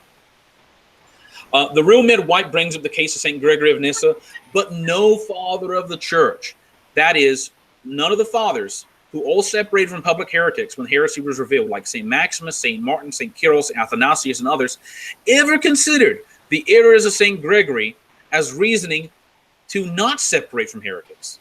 Indeed, some fathers, such as Sir Germanus of Constantinople, believed the supposed errors in Gregory's writings were actually not his own, but interpolations of heretics. All right? And St. Photius actually says that, I think he says similar to St. Augustine. Nevertheless, Father Seraphim Rose, whom many like to quote as supporting their views to not break with heretics, although Father Seraphim, believe it or not, supported many true Orthodox in Greece, Father Seraphim says the following in his book concerning Blessed Augustine. He says the following: like St. Photius, St. Mark, saying that the Latin theologians at Florence were quoting the errors of certain fathers against the teaching of the church itself, felt it necessary to state the Orthodox teaching regarding the fathers who have erred on some points. He does this in a way similar to St. Photius, but with reference not to Augustine, whose errors he tries to justify and place in the best possible light, or any other Western father, but to an Eastern father who fell into errors certainly no less serious than that of Augustine. Here's what St. Mark writes, quote, with regard to the words which are quoted of the Blessed Gregory of Nyssa, it would be better to give them over to silence and not at all compel us, for the sake of our own defense, to bring them out into the open. For this teacher is seen to be clearly in agreement with the dogmas of the Origenists and to introduce an end to torment. According to St. Gregory, St. Mark continues, there will come a final restoration of all and of the demons themselves, that God, he says, may be all in all, as the apostle says. Inasmuch as these words have been quoted among others, at first we shall reply regarding them as we have received it from the fathers. It is possible that these alterations and insertions by certain heretics and Origenists are by heretics and Origenists. But if the saint was actually of such an opinion, this was when this teaching was a subject of dispute and had not been definitely condemned and rejected by the opposite opinion, which was brought forward at the Fifth Ecumenical Council. So that there is nothing surprising in the fact that he, being human, erred in the precision, when the same thing happened also with many before him, such as Irenaeus of Lyon and Dionysius of Alexandria and others. Thus, these utterances, if they were actually said by the marvelous Gregory concerning that fire, do not indicate a special cleansing, but introduce a final cleansing and a final restoration of all. But in no way are they convincing for us who behold the common judgment of the church and are guided by the divine scriptures, but not beholding what each of the teachers has written as his personal opinion. And if anyone has written otherwise about a cleansing fire, we have no need to accept it. Now, to add a little more to the point St. Mark makes, we might also ask, assuming these sections of St. Gregory of Nyssa's writings are accurate, a few things. One, how widespread was this known during his lifetime that he taught this? Two, did he experience any rebuke? A bishop who is in good standing with the church, who teaches against the heresies of Arianism of the day and other evils, is not to be presumed guilty of anything until evidence and accusations are brought forward. And if what he is teaching has been subject of legitimate dispute, as St. Mark says, in some quarters of the church, and it has not been widely addressed in all points, this in no way redounds against the fathers who separated from the Arian heretics, who which heresy was manifest in so evident ways against the very Holy Trinity. One might ask, why were the fathers, assuming they were aware of St. Gregory of Nyssa, so willing to treat him and others like him different than they were to regard the Arians, Macedonians, Apollinarians, Nestorians, Monophysites, Monothelites, Iconoclasts, Papists, and a host of others? As regards the issue of Russia, first, no decrees of the Russian Church ever condemn St. Gregory Palamas and his teachings. This is the invention of renovationist and Imoslavist heretics who were condemned by both Moscow and Constantinople in 1912 and 1913. If the Russian Church had condemned hesychasm, why was the Russian Church celebrating the Sunday of St. Gregory Palamas in Lent? This is the same old tired Imoslavist heretic proposition, one that is now being resurrected after nearly 100 years and being promoted by the people in the Moscow Patriarchate and even apostates from true Orthodoxy. As far as I can tell, they attempt to, out of context, quote the 19th century Russian priest S.V. Bulgakov, not to be confused with the Sophianist Bulgakov, in misunderstanding, whether maliciously or ignorantly, what he says in the church handbook.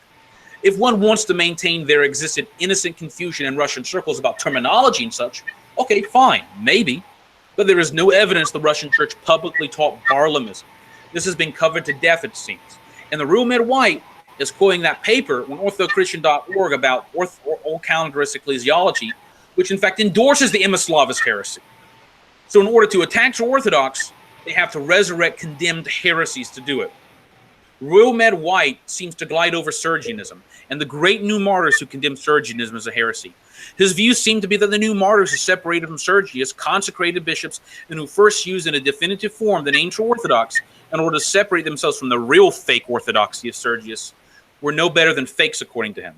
I would advise everyone to read the excellent book, Russia's Catacomb Saints, and to examine the views of the new martyrs on Sergianism, which we've already done to some extent.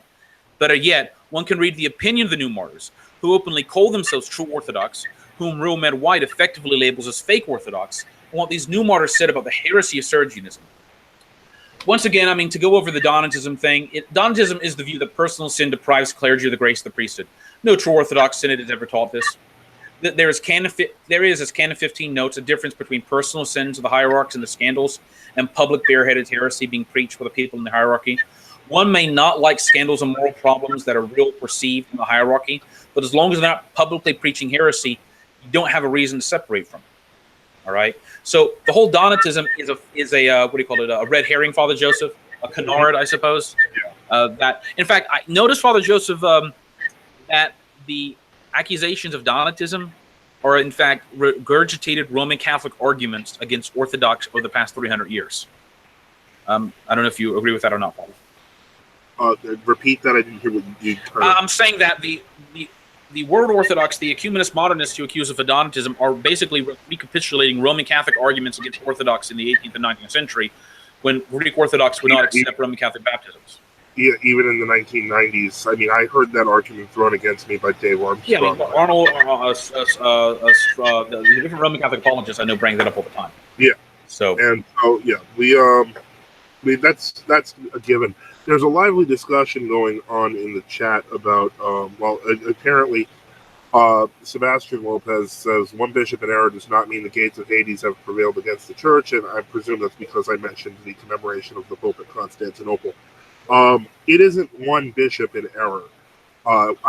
We don't have time to go through an entire laundry list that's exhaustive of all of the ecumenical statements, movements, and arguments that have been placed forth by countless bishops and successions of bishops in world Orthodoxy. Because even if you take Bartholomew, he's simply following the policy of his predecessor, who's simply following the policy of his predecessor, and so on and so forth. But the point I'm trying to make is we can go through the Assisi Gathering. We can go through the 2016 Free Council, where they basically endorsed more ecumenical activity, but at the same time couched it in quote-unquote semi-Orthodox language. Like Auxentius of Milan did in his terms. Exactly. So the whole point is this is not one bishop. This is like the canonical body. So-called. It's not really canonical, but right. So-called. Yeah, so-called. We think, canonical is a term that was used to make them sound more efficient.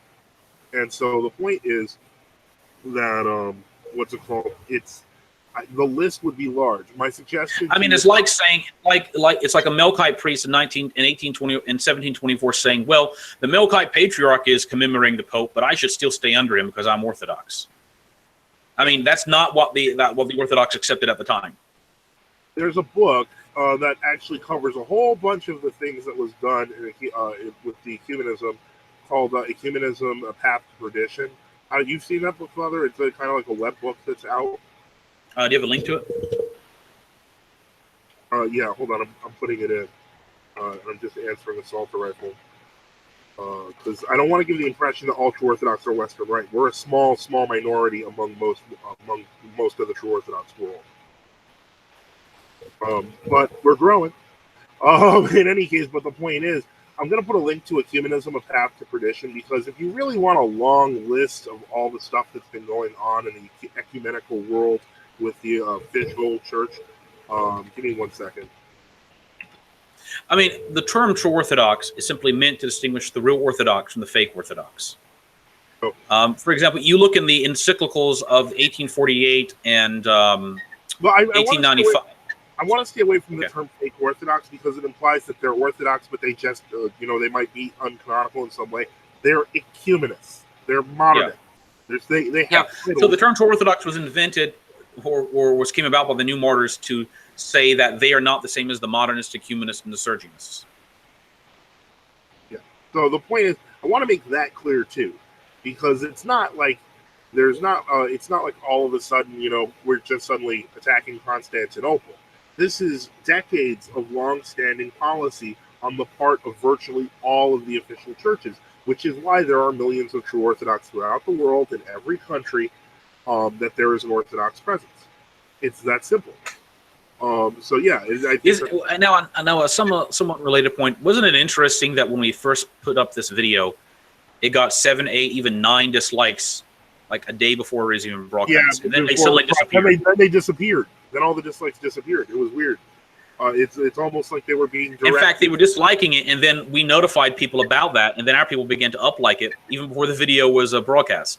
So they had already made up their mind before anything was said. I mean, it's like a cultic behavior. So and so says dislike this, or this is and then they all go and dislike it. Yeah, I mean, it's there's a few. I mean, it's just as bad as the whole father what's his name stuff. I mean, it's the same thing. Now, some people are a little bit confused. Sebastian said, I don't know how we got to true Orthodox or Sedevacantists. I think that might be the worst argument I've ever heard. In Greece, in the true Orthodox Church of Greece, you have 3 people fighting for the seat of Athens. Yeah, they're not saying the seat of Athens is absent. No one's saying the seat is empty. They're fighting over it. So the point is, it's just a silly argument. It doesn't. Well, they're actually, I think, there are 3 true Orthodox or professed Orthodox. There's the Lamian, the Cusite, and the Matthewite. Politicos of Athens. There's Macarius of Athens, and there's the mainline Matthewites. Yeah, Sebastian of Athens. I forget what his name. That's Stephanos, I think. Stephanos or something. Yeah, but the point is that Sedevacantists would be like if we said, that would be almost like the synod and resist. Well, I mean, technically, that would even be accurate, I guess. Yeah, but the point I'm trying to make is the idea that we're Sedevacantists. The Sedevacantism is based upon the concept you have to be in union with one center. Yeah, and there is no center in Orthodoxy like that. It doesn't exist. The center is Jesus Christ. There is no Episcopal center. That's true. And then Ronald Pachorik says, now I'm confused. True Orthodox was first coined by Russian New Martyrs, yet the True Orthodox Church partakes in Western Rite in accordance with Grecism. Okay, I'm going to clarify this once again. Father Enoch and myself are Western Rite. We are not the entire True Orthodox Church. The overwhelming majority of True Orthodox are in Greece, Russia, and our Eastern Rite. We have a number of Western Rite parishes in our synod. We're the only synod that has Western Rite parishes, to my knowledge.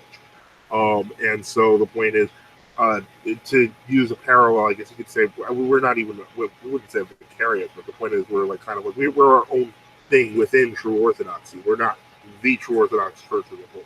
If that makes sense. DL says, Ira Monk Enoch, are there Orthodox canons that say the sacraments of the Hildebrandian Church and anti-Chalcedonian Church are invalid? Are there, like in the if you're saying, are there canons in the ecumenical councils or the local councils in the Pedalion? I think they address the issue in an indirect way because they presume there is outside the church there is nothing. Right, they presume heresy. They don't necessarily, because they don't specifically name all the heretics. That's what the. I mean, I can tell you that this is presupposed that what he's asking. I'm not sure if he believes it, but I'm saying he's looking at this presupposition that people are bringing up that the scholastic or the view is in fact the correct view of holy orders. Right. Problem with that is you can disprove that by looking at the Second Ecumenical Council's canons. Before the Second Ecumenical Council, it was commonplace that the church, when it took in Arians, assuming they weren't Eunomians, they would not reordain the Arians, or they would not rechrysmate the Arians, or even rebaptize them. But they would receive them by confession of faith. All right. Now that's like Saint Meletius of Antioch, when he was Bishop of Sebastia. He was originally like an Arian. All right.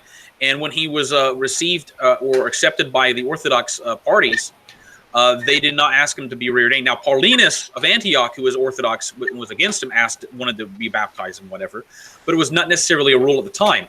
However, at the Second Ecumenical Council, they give in their canons the decree that Arians are from that point onward to, guess what, be chrismated. All right, so they didn't recognize the chrismations.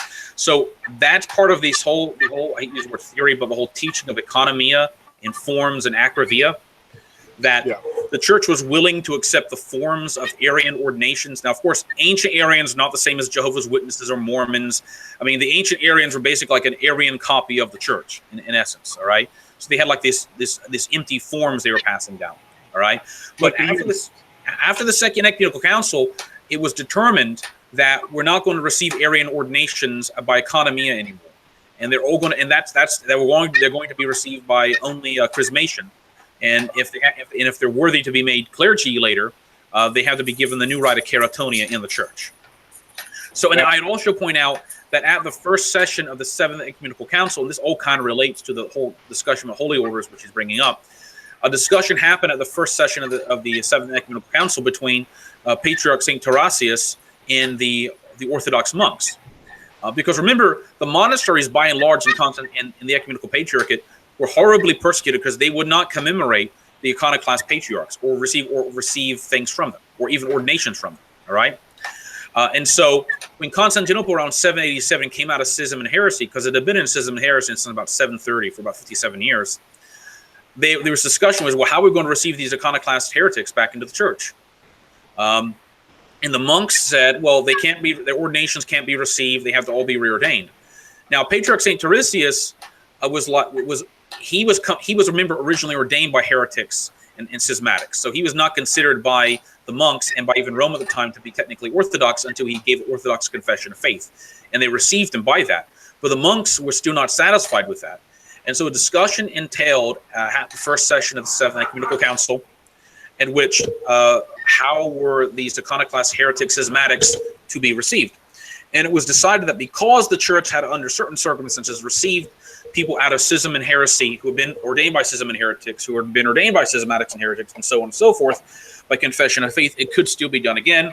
And finally, after much discussion, the Orthodox monks said, we accept that this can be done. All right? So that gives you the principle of what? It gives you the principle that we do not accept ordinations as a rule. That's the normative teaching of the church outside, the grace of ordination outside the church. All right. Now, therealMEDwhite brought up something in his discussion about how the Russians in the 18th and 19th century and early 20th, the pre-revolutionary Russian church said that they accepted the validity of Roman Catholic sacraments. And this is oftentimes brought up. But I'd like to point out that their view was not an ecumenistic view. All right, because they held technically to the Augustinian view, which is not correct. I don't believe it's correct. All right, the Augustinian view makes a distinction between valid, what we might call valid and licit, and valid and illicit. Okay, so the Russian Orthodox were not telling people in the 1700s, go and you can, under certain circumstances, take communion from papists or something like that. All right. So to present that as an ecumenistic view is very mendacious. And Father Andrei Sorov, who is a Moscow Patriarch Rokor deacon who wrote a paper on this that covers a lot of the subjects, points this out. The pre-revolutionary Russian view among many Russians was essentially an extreme Augustinian view about the sacraments, well, only semi-Augustinian, because they didn't accept the old believers technically, so it was selective in many cases. Yeah. But you can read the 1904 encyclical of the Russian Church, in which they said, even though they said the Latins who had and the Nestorians and the Monophysites had validly ordained subjects, they were still not part of the church, and they still were not part of the Ark of Salvation, and they had no salvation. All right. So, is that a correct view? No, I don't believe it is. I think it's arguably not, and the whole church has basically moved away from it. But was it ecumenism? No. It'd be ridiculous to claim it was. Yeah. And did even all of the bishops hold it? No. Real procedure. It was a question. Yeah, because now, in fact, as now somebody who used to be a non-commemorator, but he's now in royal court, so technically he's not. I guess he moved out of Greece, so he didn't have to do that anymore. Was what was his name? Father Peter Heers, and he points out that the canons technically don't exactly give a rationale in an explicit sense for why everything is done, but there's a presupposition behind it if you read the fathers. All right. So I just wanted to bring that point up because it's mentioned. Now, I should point out that if the church in the 13th and 14th century, under certain circumstances, would accept papist clergy without the new rite of Keratonia, that does not entail them accepting that, endorsing ecumenism, or that they are accepting them as clergy per se. It's a form of economy. All right. And even the Russians who supposedly held the Augustinian view, they would have still said that their orders were not effective for salvation until they joined the church anyway. All right. Now, Jordan Brown asked a question, which I'd like to touch on. It says, are there modern saints in world Orthodoxy? Elder Paisius, Luke the Surgeon, I assume Luke of Simferopol, Matrona of Moscow, Elder Porphyrius, etc., that are not considered saints in true Orthodoxy? If so, who are they? Well, once you get past 1920 to 1925, the whole the whole process by which they're pulling saints out of a hat becomes kind of arbitrary. A lot of elders became popular while they were alive, and that's kind of what created the cultists that they had. Luke of Simferopol is an interesting person because of the fact that he went from kind of like official to non-official to imprisoned. Now, interestingly, he was originally associated with Saint Andrew of Ufa, the new martyr, who in fact was one of the ones who actually began to use true Orthodox a whole lot in the early 20s. Yeah. And Saint Luke was a disciple of, and I shouldn't say Saint Luke, but Luke was almost a disciple of his. And Saint Andrew was like, I want this man made a bishop. And so he sent him to two other bishops, and they consecrated him. Now, later, of course, the problem is I'm not too clear on the exact details here. I think the Sergius may have declared his ordination invalid. I'm not sure if they accepted it. They did. They actually referred to him as citizen. I forget his self-consecrated or something like that, right? Yeah, and they refused to acknowledge his actual. But he was consecrated in the early 20s. By bishops who were like with Saint Tikhon. Yeah. And the Sergius so disliked that they just said he had to be reconsecrated. So he basically left to Orthodoxy to join with the Sergianists. Well, I think he was part of second wave Sergianism. That's the one after World War II, the so-called unification of 47. After Sergius died, basically a bunch of people were like, "Well, okay, I guess the church is okay now." Well, the claim this is the claim that that Sergius. Well, we're not really. For example, there was this 1947-48 synod in Moscow where they supposedly condemned the World Council of Churches for being syncretistic religion, and it was heretical to even join it. Yeah, then they joined it, and they even like supposedly. I don't even think they went back into communion with Constantinople until like 1948, because technically Constantinople had been in communion with the Living Church until like 1945 until it ended. Yeah. Something like that. So he was a second wave Sergianist, but I don't know what happened to him after that. I assume he simply died. He actually still continued to even give material support to the true Orthodox, even though he was you can return now and stuff like that. But the point is, he knew where some of them were, and that caused problems because people accused him of turning people in. Yeah, it's the same thing with Patriarch Leah of Georgia. There are many people. For example, there are people who said that he knew where certain true Orthodox were in Georgia in the 70s, and he was like, "Oh, I'll accept you. You don't have to be reordained." Blah blah blah. and they were like, no, we don't, we're fine. And then like suddenly the KGB shows up a day later at their place where they were hiding out. So now, to answer the question, ultimately, no. We don't, since we didn't glorify them, or a Synod of True Orthodox didn't glorify them. In general, we don't recognize those. We don't recognize. Now, Porphyrius, Father Porphyrius in Zapetus, he was widely criticized on the Holy Mountain because of things. He basically called Patriarch Bartholomew the greatest patriarch ever, and the holiest man, and the greatest patriarch Constantinople. That's why yeah, well, that was a father. What was his name? There was Elder Sabas, the God-seeing holy Elder Sabas on Holy Mountain, said, I'm not going to have anything to do with Bartholomew. He's a heretic, and Porphyrius needs to repent and renounce Bartholomew. And in fact, this is one of the reasons the Fanarch canonized Porphyrius, Father Porphyrius, was because he basically was like saying how great Bartholomew was, and anybody who breaks communion with Bartholomew is evil, and all the rest. Yeah, so there are a lot of promoted cults. Elder Paisius is a little bit different. Not that I don't accept him, but he had originally been part of the True Orthodox on the Holy Mountain. I think Porphyrius may have been originally. All right. But what happened was that when the 70s transpired, what happened in the 70s when they basically the Fanarch took over the monasteries. Yeah. There was this, they were Holy Mountain Fathers. Yeah, the so-called New Holy Mountain Fathers, and a lot of them who had been like the old timers, like even Elder Ephraim in Arizona had originally been True Orthodox, and he was in fact given a curatesia by Archbishop Xentius of Athens, like in 1980, and was leading many True Orthodox. And then he was then he became then he was transferred to Rokor. And then he started opening up churches in Greece and monasteries. And then the Fanarch began to threaten him. And there was a novice on the Mount, or a monk who has been a disciple of Elder Ephraim, who had joined back with the Ecumenical Patriarchate, who told Elder Ephraim, if you don't rejoin the Ecumenical Patriarchate, a lot of us monks are going to commit suicide, and it's going to be on your soul. Yeah, so it wasn't exactly as cleanly as you state there. Yeah, so I mean, he was kind of threatened to do it, to be honest. But ultimately, it goes both ways. And the reason I wanted to answer this question is because when somebody asks me that question, it's usually because to say we're in schism to begin with, you have to say we believe the same things as you believe. Like Sebastian Lopez says, he realized he was in schism. Well, Sebastian, do we believe the same things as your bishops and your patriarchs believe? Do you honestly think we hold the same doctrines?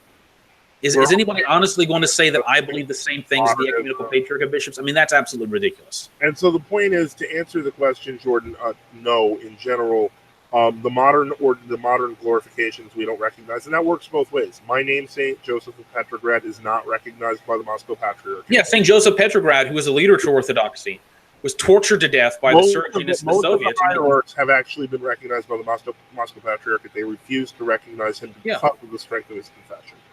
Exactly. Now, Rokor technically does Rokor still have a St. Joseph Petrograd on the books? Rokor does, but the MP doesn't. It's another case of the weird, like the Saint-Clacarian case. Yes. But now CSS, how can the Orthodox call something syncretistic? Is there any definitive dogma other than the Nicene Creeds and the Canons of the Seven Councils? Well, those are the teachings of the Church. Why would I should say there are actually 8, maybe even 9 councils? Yeah, the point is the Church has always had a continuous teaching that goes back to the apostles. That doesn't it's not just 7 councils. We accept many, many councils. Yeah, and so the idea that we can call something syncretistic is because it's syncretistic.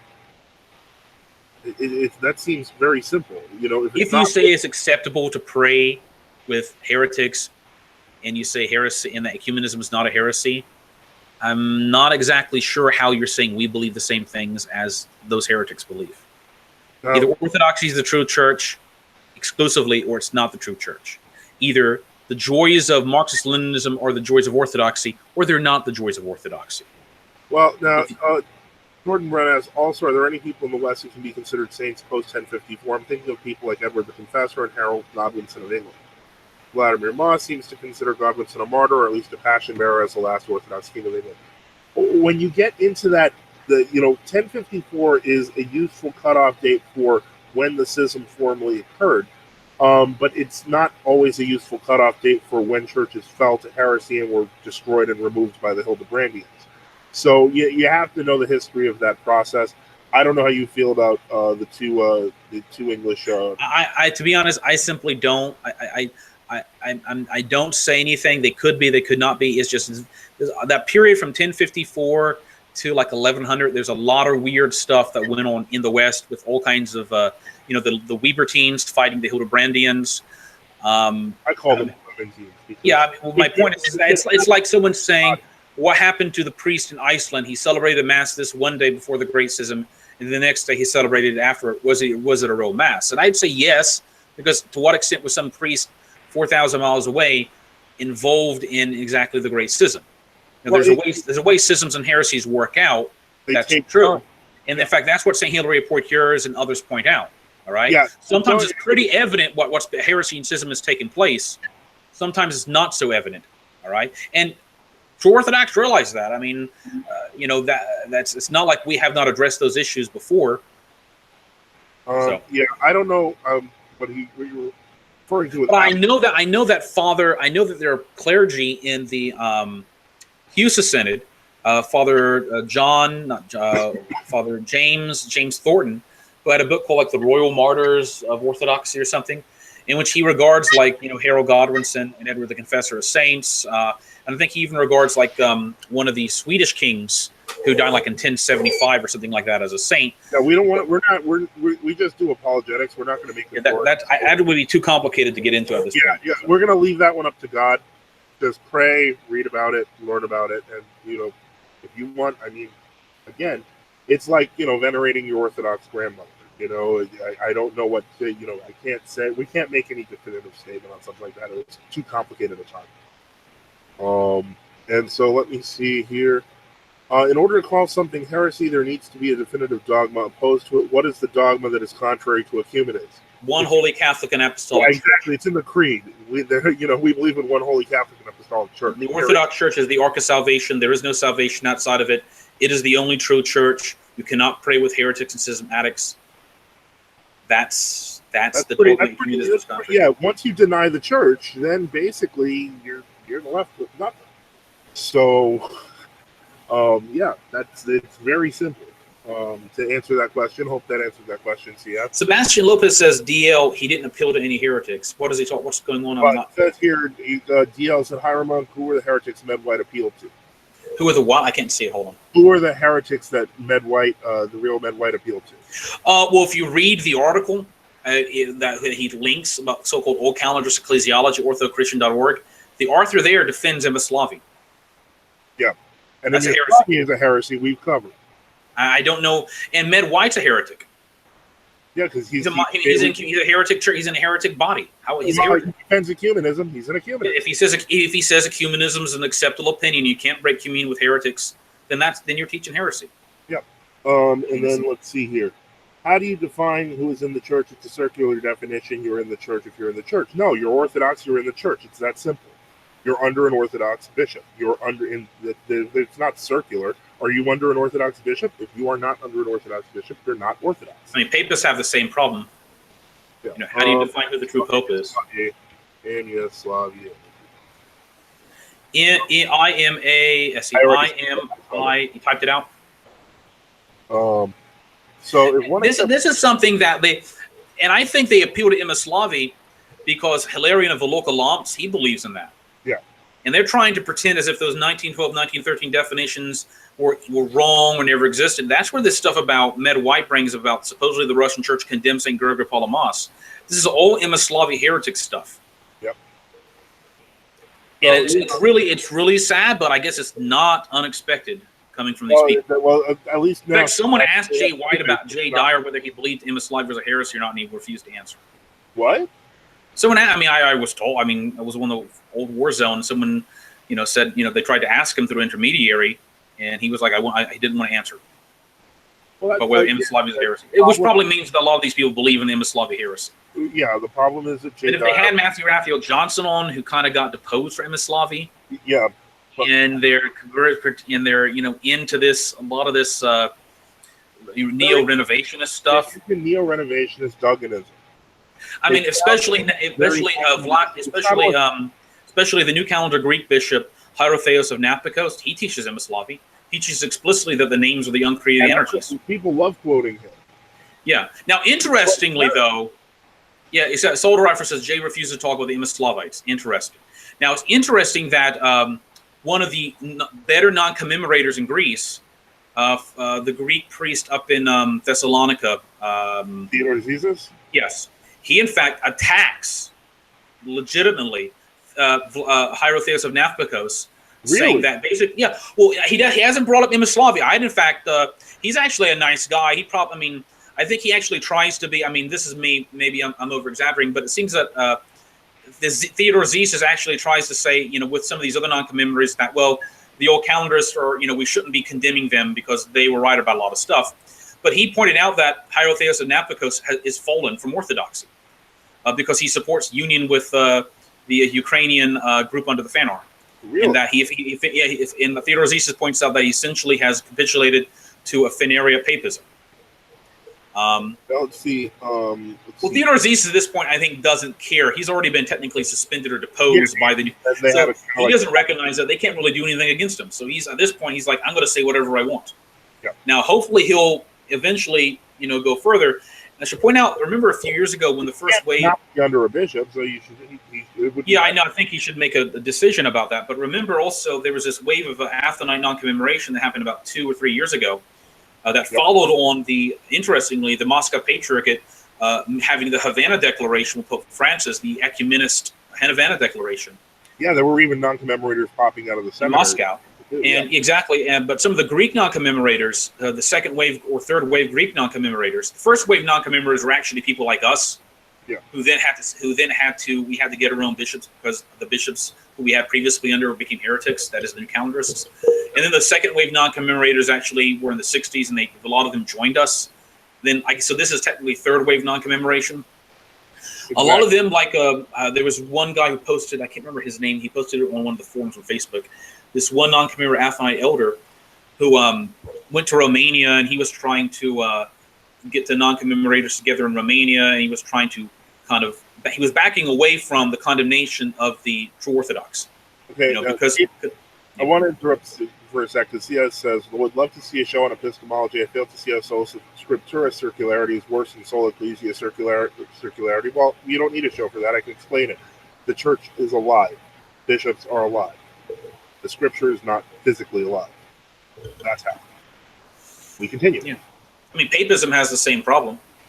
Yeah, so. Remember when Marcel Lefebvre debated Paul VI in southern France? Paul VI would say, I command you to do this. And Lefebvre was like, well, you can command us to do this if all these documents are sealed correctly and this and this. And Paul VI would be like, it would go back and forth. Yeah. But how is the Pope's definition of the Pope's own definition of the Pope's own definition correct? So. So yeah, it's basically Ronald Pasharek says new teachings of a definition heterodox and Maslavia is heterodox. Absolutely. It's really simple. It's not complicated stuff. It's not rocket science. The Orthodox teaching is living, has existed for 2,000 years, goes back to the apostles, and is always the same. If people won't talk about condemning the Imaslavia heresy, then it shows there's something going on behind the scenes there. Yeah. Because, again, if people won't talk about condemning the ecumenist heresy, there's something going on behind the scenes there. Well, we can just state it out on this show. Yeah, they're Imaslavists and they're ecumenists. They're probably supporters of it. Exactly. They don't want to condemn it. So if you don't condemn the heresy, you're with the heresy. And people doing ecumenism are anathematized. If you can't do that... In fact, the Roe Corps put out an anathema against ecumenism back in 1983. Yeah. In fact, that's what the non-commemorators and a lot of the Athonite elders appealed to. Yeah. We were even known as a rule. So we appealed to. So the point is, Jordan Brown says, "Do you mind discussing some of the heresies that the OCE heresy propagates that you are aware of?" Well, we know ecumenism and modernism, and now there's the whole gay thing. That's kind of a subdivision of modernism, really. Yeah, it's like an extreme homosexualism, immoralism. That's all. I guess that's all part of the modernist umbrella. Yeah, whereas before in church history you have certainly had immoral people who were hierarchs. They never really tried to promulgate a teaching called, like, remember back in the 500s when the Emperor Justinian's police, the magistrates, found these two sodomite bishops who were like molesting children. The bishops weren't trying to teach sodomy as a doctrine, but they were still doing it. All right, and of course they were castrated, and they didn't have a very good end. All right, but I guess the difference now is that immoral people. Well, the difference now is immoral people, LGBT, these sodomite faggotry people, are basically trying to legitimize their views as a teacher. I mean, it'd be like someone who was a fornicator, which has always been a problem with people, suddenly deciding that fornication is acceptable. All right, that would be part of like an immoralist heresy, a subdivision of modernist heresy. I was wondering if we were going to go one show without saying faggotry, but we broke the thing. Okay. Hieromonk Enoch, that quote from Pope St. Zosimus about the statutes of the fathers is extremely contradictory to Dictate 7 of Dictatus Papae, which shows the circular reasoning Romites have to appeal. Yeah, no, that's true. I mean, Dictatus Papae was an innovative document that effectively established the foundation of the Roman Catholic Church. I mean, a lot of these, for example, Pope Zosimus and other different popes would say things like, it is not in the ability of the Roman Church to decree things contrary to the dogmas of the fathers and the dogmas and statutes of the canons of the fathers. By the way, Bishop Irenaeus is responding in the chat. We're in communion with Bishop Irenaeus, and he's with our Greek Synod. So yes, Bishop Irenaeus, I believe he is in Texas. Yeah. I'm not sure Bishop Vladika Irenaeus. I'm not sure what city you are in Texas, but if you tell us, we'll tell people so they can. So if people in Texas want to go to the church there, contact Bishop Irenaeus in Texas. Yep. And all right, so it's 10:50. We're gonna answer questions, if there's any more over the next couple of minutes, and then we're gonna close out. I think I mean, it seems like what the presentation we've given. Yes, so Bishop Irenaeus is right outside Austin. So this has been True Orthodox. We, the Orthodox, have talked about this for decades. Yeah, this isn't new. Yes. I mean, for example, I don't know what else to say. What's a 5-man jurisdiction, Sebastian? Because I'm pretty sure when I go to Greece, it's not 5 people. Yeah, last time I went to Greece, there were like 30,000 people there. Yeah, there's thousands of people. I have no idea what you're talking about, buddy. But I mean, in fact, when we were at Greece, after the chalice at the holy table that was consecrated was gigantic. It must have had like, I don't know, 5 or. Don't they break it into smaller chalices? Well, the main chalice was so humongous you had to have like 2 people hold it. And what they did is they brought up smaller chalices to pour the blood into these smaller chalices, which is what you do when you have thousands of people taking communion. And then several bishops went out with the smaller chalices and gave communion to, I don't know, 25,000 people or something like that. It was, some time. It's a lot. It's a lot of people. So, and our Greek Synod is considered. It's I'd say it's smaller than the others. There's a lot of True Orthodox Greeks. The implication that there's. I mean, you can go to parts of Greece in the mountains where it's just True Orthodox. That's all it is. Yeah, and it's literally that. I mean, you go to parts of Romania, and that's all you find. Yeah. Now, in fact, in Romania, the True Orthodox. I should point out, in Romania, the True Orthodox actually have lots of children, and the Romanian calendarists don't really have a lot of children.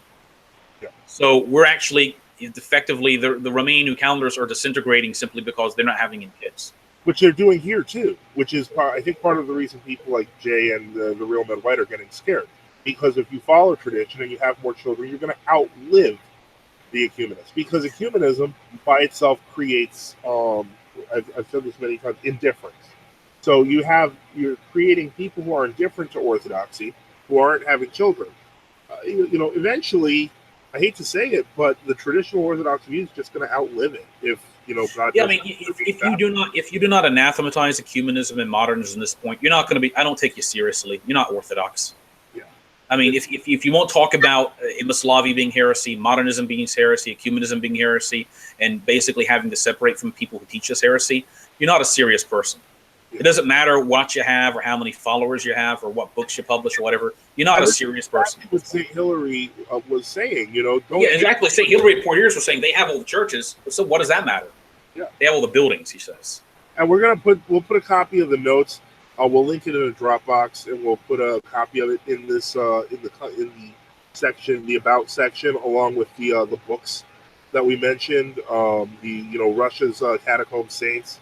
And Humanism, a Path to Perdition. Now, Bishop Irenaeus points out how he was a diocesan council member of the OC. Now, I knew people who were in the OC in the Subdiocese of the South, and now they're trying to promote this Bishop Demetrius, Archbishop Demetrius of the Diocese of the South as a saint.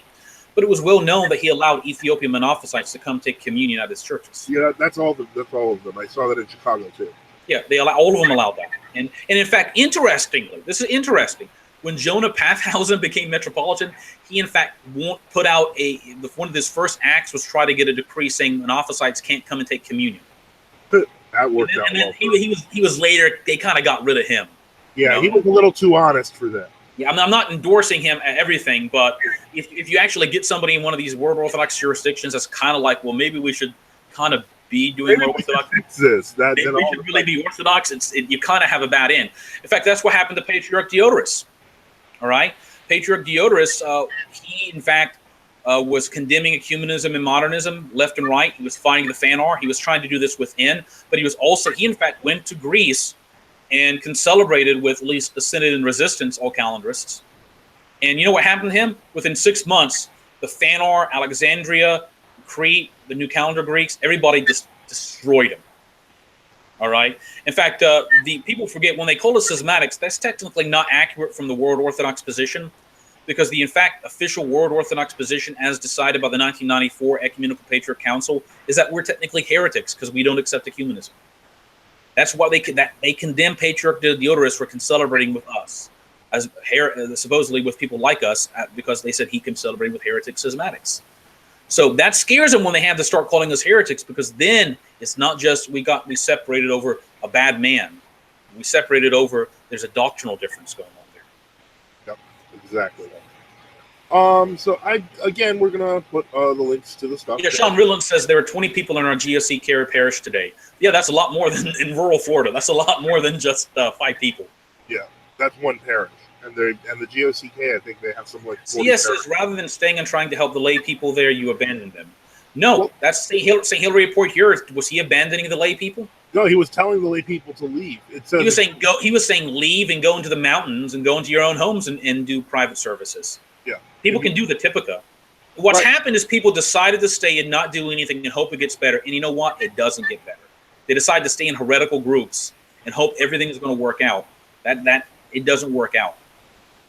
Yeah, Assault Rifle makes the point that we've noted over time with irony, which is that everyone's not a heretic except the True Orthodox. Yeah, we're the real. This is what's so strange. We're supposedly the real danger, and the people who are against ecumenism and modernism. That's the real danger. Those are the real dangerous people. The Roman Catholics and the Protestants aren't the real. But but the Moscow Patriarchate can do all of the ecumenical meetings with the Papists and the Monophysites and the Nestorians and the blah blah blah. The other people.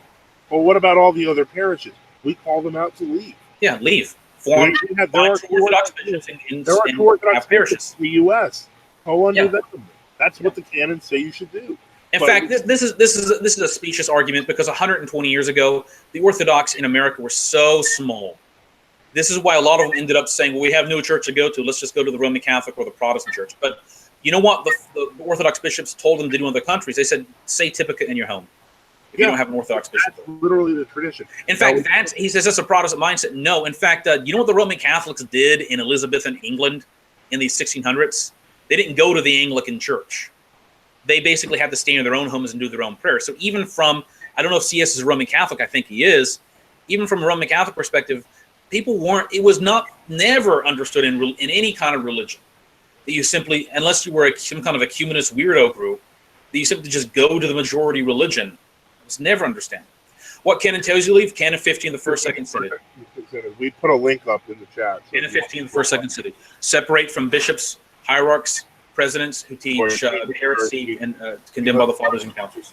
You're preserving. In fact, when Pope Pelagius II, back in the 550s, was consecrated, when he was trying to get elected, first off, the Roman Electoral College wouldn't elect him, and so he had to find 2 bishops to come and consecrate him. And then when he was proclaimed pope, most of the Roman monasteries and clergy would have nothing to do with him because they regarded him as suspect of heresy and of schism. And he was only clear of that like a year later. All right, and so they kind of left. They left. And remember, the Canon 15 of the Fathers say that in leaving these heretics, you're not leaving the church. You're avoiding schism. You're actually staying in the church and avoiding heresy and schism. Yeah. All right.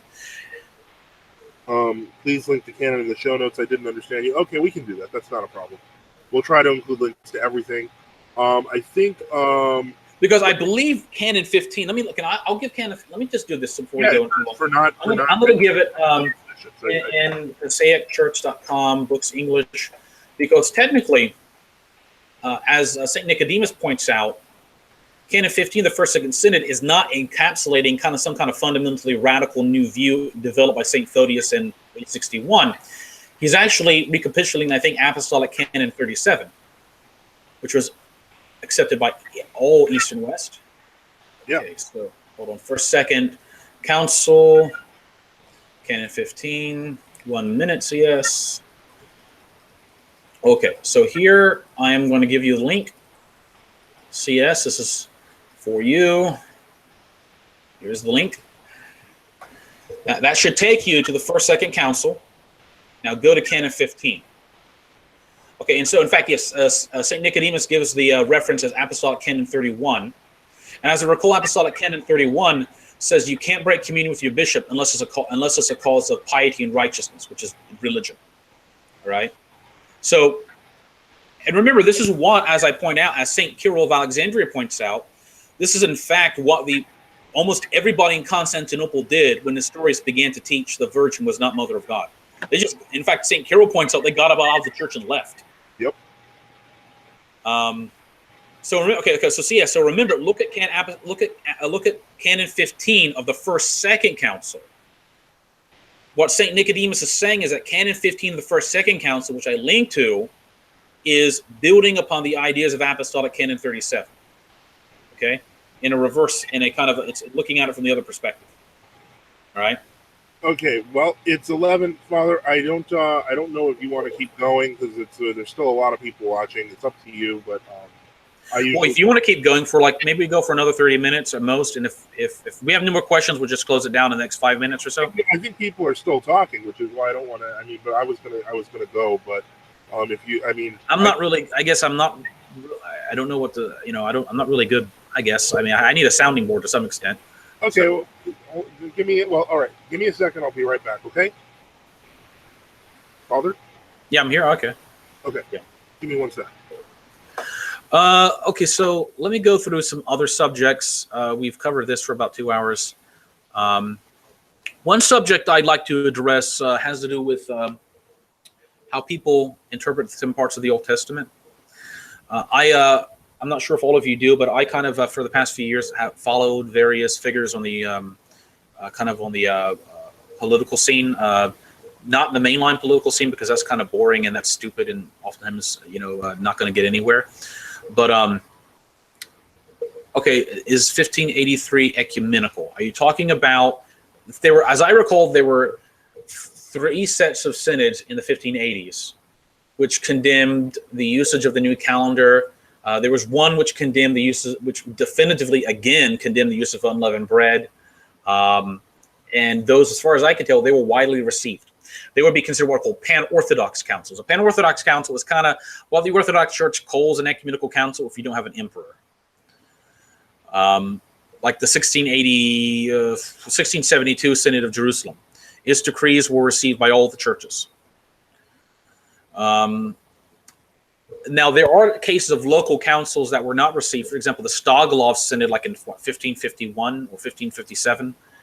There were certain statements of that were not received. They weren't doctrinal statements per se. It had to do with like the 2 versus 3 finger sign of the cross. And that's another weird thing the therealMEDwhite brings up, that we're like the same as old believers. Old believers are heretics. They believe the episcopate disappeared from the church for 150 years. No True Orthodox I've ever met have said the episcopate disappeared from the church. There's ecclesiological heresy with old believers. Now, it's true to some extent. They de facto have backed away from that. But all believers don't really care about Sergianism or this other stuff. He kind of said they did, but they don't. I can give you an example. In 1921-22, something like 200,000 old believers became unions. The Russian Old Rite Catholic Church. And you know why? Because they could use the Old Rite. It was all they cared about.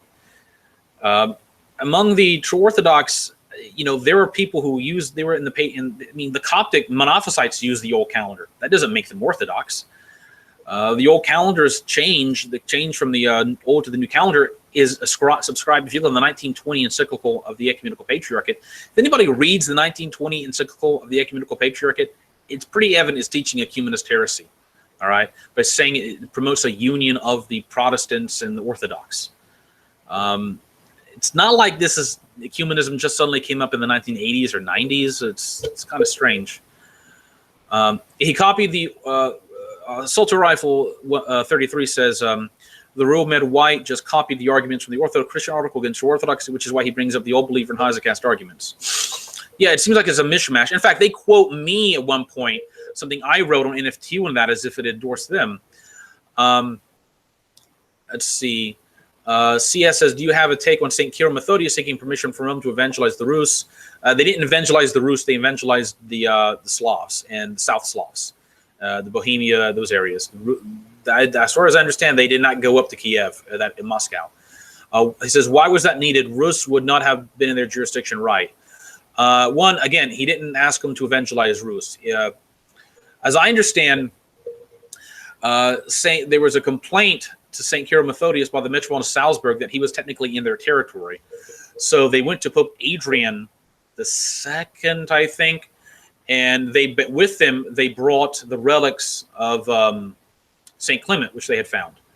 And at which point Pope Adrian basically ruled and said, look, I have no problem with you evangelizing these people, and you can use Slavonic even. Rus would not have been in their jurisdiction, right? Again, I think the problem was whose jurisdiction were they in? Because they weren't in Bulgaria at that point yet. There was some stuff going into Bulgaria, but St. Kirill Methodius did a lot of the stuff in what we call Bohemia, as I understand. So maybe it'd be a little bit clearer on the question, or if you want me to elaborate on that. Okay, so Deal says, hi, Ramuk, speaking of the Old Testament, there's an argument Jews and atheists alike like to use against Christianity in Daniel 9. I know that Jerome addresses this, and I read part of it. What's yours? What's your take on it? Can you, let me bring up, hold on. While waiting for Father Joseph to come back, I will bring up Daniel 9.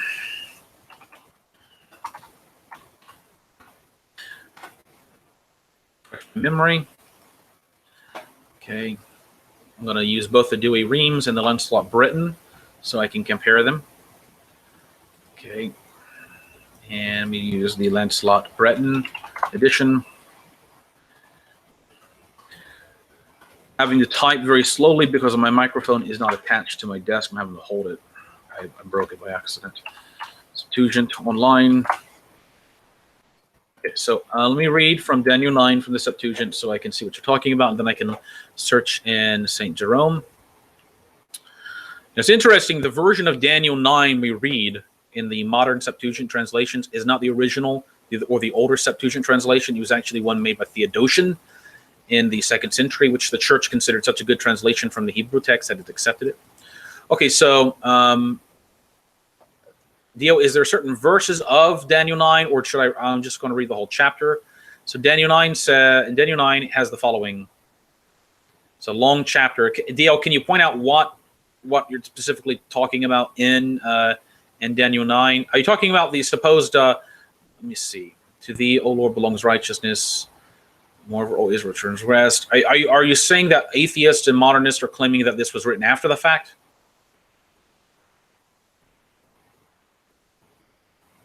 DL, are you there? Okay, 9:26. So DL says Daniel 9:26-27 basically says that the new covenant will be established in the same week of the destruction of the Second Temple. Okay, let me look. Okay, 9:26-27. And after the 62 weeks, the anointed one shall be destroyed, and there is no judgment in him, and he shall destroy the city and the sanctuary of the prince that is coming, and they shall be cut off with a flood into the end of the war, which is rapidly completed. He shall appoint the city desolations. And 1 week shall establish the covenant with many, and in the midst of the week my sacrifice, drink offering shall be taken away. And on the temple shall be the abomination desolations, and at the end of time, end shall be taken, shall be put into the desolation. Now, I recall vaguely that Saint Hippolytus goes through some of this. Let me look up. There's a fragment of a commentary by St. Hippolytus on the book of Daniel, or Christ Antichrist, maybe. Let's see. Exegetical fragments from various books on Holy Scriptures by St. Hippolytus. I'll find this. See if there's a fragment on Genesis he commentated on. Let me see. One from Daniel is what we're looking for. As I recall, there's a teaching in many of the fathers that the last week is considered is reserved to be like the last times. That's a reference to the Antichrist. Okay. All right, let's see. The 30 year reign of Joachim. There was found the word Babylon. I have dreamed a dream. This day, looking through St. Hippolytus' commentary. Chapter 3.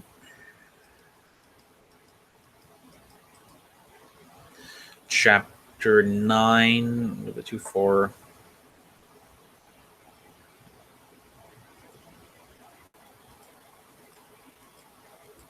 Okay, so I have thought St. Hippolytus had made some comment about this.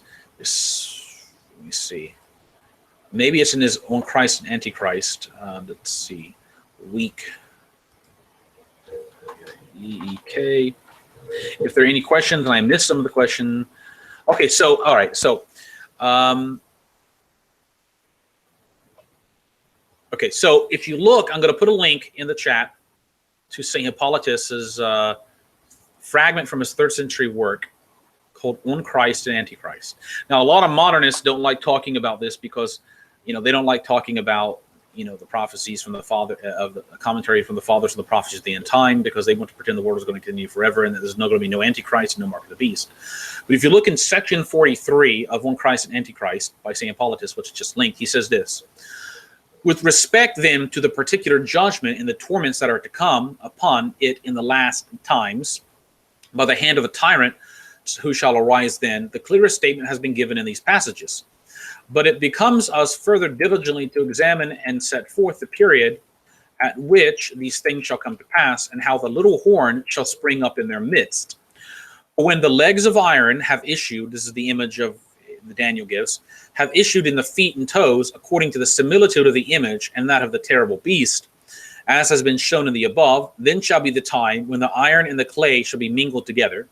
Now Daniel will set forth this subject to us, for he says, quote, and 1 week will make a covenant with many, and it shall be in the midst of the half of a week, my sacrifice and oblation shall cease. And I believe that's referencing the Daniel 9. By 1 week, therefore, he meant the last week, which is to be at the end of the whole world, of which week the 2 prophets, Enoch and Elias, will take up the half. For they will preach 1,260 days, clothed in sackcloth, proclaiming repentance to the peoples and to all the nations. So, as I understand what St. Hippolytus and various fathers who continue this line of commentary say, the time there will be like this last 7-year period.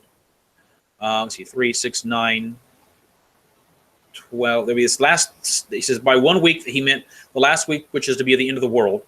So there will be a 7-year period of like the ending of all this age, and the last 3.5 years, or as he says, the last half of that week, or 1,260 days, will be taken up by the preaching of Enoch and Elias. And I believe you can find this referenced in the book of Apocalypse, Revelation, where it talks about the 2 witnesses who will finally be slain, who will not be, the Antichrist won't be able to harm them, but they will eventually be slain by God's permission by the forces of Antichrist in Jerusalem at the end of the 3.5 days, which is interpreted as 3.5 years. And then they will be resurrected and taken up to heaven. So maybe there's something more specific, Dio, that I missed. CS says, what do you believe about the rapture? All Christians believe we will be taken up. It's just a disagreement when this happens. Well, first off, when people say the rapture, they kind of mean dispensationalist stuff, like the true people who truly accept Jesus in their heart. That's also a Protestant concept. They don't have the sacraments and all this other stuff, but people who are supposedly truly born again or whatever will be translated immediately before the time of the Antichrist. That's just not found in any of the fathers at all. What they do say is that the church will be told the Christians are going to be encouraged to flee into the wilderness to escape the wrath of the Antichrist.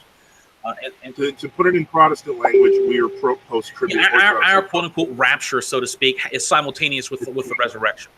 Exactly. As St. Paul teaches. It all happens at the same time, that they should be taken up and, their bodies shall be transformed, they should be changed in the twinkling of an eye. That's the resurrection. Those who are alive will have almost like a instantaneous death from their normal body to the resurrected body, you might say. All right. I mean, in fact, the pre-tribulation rapture has done so much damage to people. where they don't even care about anything. What they think, what does it matter? We're not going to be here when Antichrist takes over. You can disappear in their cars. And that was the whole. I remember I grew up in a southern United States, rural North Carolina, and this was taught everywhere. And Morpho says the rapture, as they understand it, it's not biblical. I agree. And if you like came up to a non-rapture interpretation to many of these Protestants I grew up with, they'd think you weren't even a Christian. It was ridiculous. Even though 150 years ago, no one taught that. Yeah. Except, I don't know, the Plymouth Brethren and some few crazy people. I mean, if it wasn't for the Schofield Study Bible, which was by Schofield, who was like a Civil War veteran. That was really good. Also, this also to be pointed out, Schofield Study Bible was one of the first extremely heavy pro-Zionist texts, and it was promoted by Schiff, Hirschfeld, a lot of these other Zionists who gave them a lot of money and printed the books because they thought it could be useful in convincing Protestants to support Zionism. So it's not there's a doctrinal error, but a lot of the doctrinal error would not even have filtered into most of the Protestants if it wasn't for a lot of this kind of backroom deal Zionism. Cia says the rapture has also done a lot of good evangelizing, living for God, because it can happen at any moment. Well, I don't think so. You can die at any moment in a car wreck. Exactly. That's how Saint Isidore of Seville described it. He would say that we can talk about the end times as much as we can, but in the end, your death is your end. It says Christ shall come as a thief in the night is what it says. Yes. That just means that at the end of that 7 years, no one knows the exact second he's going to show up, right? But our Lord does say in his various discourses in the Gospels that when you see these things happening, these signs, know the time is near. You're just not going to know the exact moment, and it's ridiculous to try to pinpoint a day or an hour, and you shouldn't do that. Okay, so Jordan Brown says, are any people who are being considered for canonization to Orthodox synods right now? Yeah, well, I think the last people True Orthodox have canonized, let's say there was Saint Philaret. Saint Philaret. There was Saint Jerome of Aegina, who interestingly died in 1966. And interestingly, new calendars try to claim him as their own, even though he died in the True Orthodox Church of Greece. And he was given a funeral by the Metron Dioclea, the True Orthodox, they kind of like have these like selective biographies, and some of them have gotten onto it, and they don't talk about them a lot anymore. This is especially bad with there's this big modernist ecumenist who runs a website called Mystagogy. John Thanadopoulos. Yeah, and now he's connected somehow to Boston, to HTM somehow. And it's a very weird situation. The problem is that a lot of people like Father Elder Ephraim of Arizona and others who used to be True Orthodox before they apostatized, they venerated or they were somehow disciples of True Orthodox elders. Yeah. And so they don't really want to condemn their elders, and they want to kind of clean things up. That's part of the problem. But at this point, we've done canonizations in the past 10 years. So St. Jerome of Aegina, St. Philaret, I think there's Elder Emilianus. There was not the New Calendarist one. There was another one. There was St. Mertadisa, I believe. There were, of course, the new martyrs who went right up into the 1960s and 70s. I mean, St. Peter Latigan, who died in 1957, was one of the bishops ordained by St. Tikhon, or the bishops of St. Tikhon in the early 20s. He was canonized by the Russian True Orthodox Church like in 2010. Glorified, yeah. I think Artok actually glorified Father Seraphim Rose as well. Artok did? Yeah, they did it 2 years ago. Yes. Now, St. Peter Latigan is interesting. He was basically imprisoned by the Surgeonists for a long time, and he got let out during the Khrushchev period only because he was blind and disabled, and they weren't afraid of him anymore. And when the Moscow Patriarchate clergy were constantly trying to get him to join the Moscow Patriarchate, and he would not. And they kind of they gave him some shabby treatment though to a blind old man, and then they just allowed his disciples to bury him. But St. Peter Latigan's disciples continued, so there's that link there. Okay, so let's see. Sean Ridlin says, I found the OC. Okay, that's part of a conversation. DL says, Orthodoxy and Protestantism is so contrast in terms of grace. They have a very weird view on grace that was never seen before, except slightly by the antinomians. I don't know exactly what you're talking about, DL. So where there's the Orthodox view on grace is clearly, the Orthodox view on grace is clearly stated in Carthage 14. Yes, exactly it is. So the problem, DL, you have to realize is that there's been a big renovationist movement in the 20th century to essentially resurrect Pelagianism among the world Orthodox. Now, they tried to do this in some of true Orthodoxy, especially Hakna, but that whole thing disintegrated. Because basically people began to say these guys are heretics. They're not really real true Orthodox because they're teaching Pelagianism or some version of it. In fact, when I've confronted some of these renovationists with the teachings of Carthage and the fact that St. Photius accepts it. You look at St. Photius, the Bibliotheca or Library of St. Photius, which is free on Google Books. Look at St. Photius of Constantinople's review of the proceedings of the bishops of the West against Nestorius and Caelestis. He, in fact, praises St. Prosper of Aquitaine. He praises the report of Marius Mercator, which gives, in essence, the views of basically the Pope Celestine's views, the 10 Articles. And in fact, St. Vincent of Laurent, people try to present the 10 Articles of Pope St. Celestine in 432 as if they were a triumph for, I don't know, extreme quote-unquote Augustinianism, whatever that's supposed to be. But if you look at the commonatory of St. Vincent of Lorraine, who is praised by these people as supposedly the correct teacher, and St. Vincent was a good teacher, St. Vincent accepts the 10 Articles of Pope St. Celestine. A lot of times it's how you read an article or read a decree that determines whether you're interpreting it correctly or not. All right. And even St. Prosper of Aquitaine, if you read his later writings, he basically backed away from a lot of the extreme things he was trying to defend.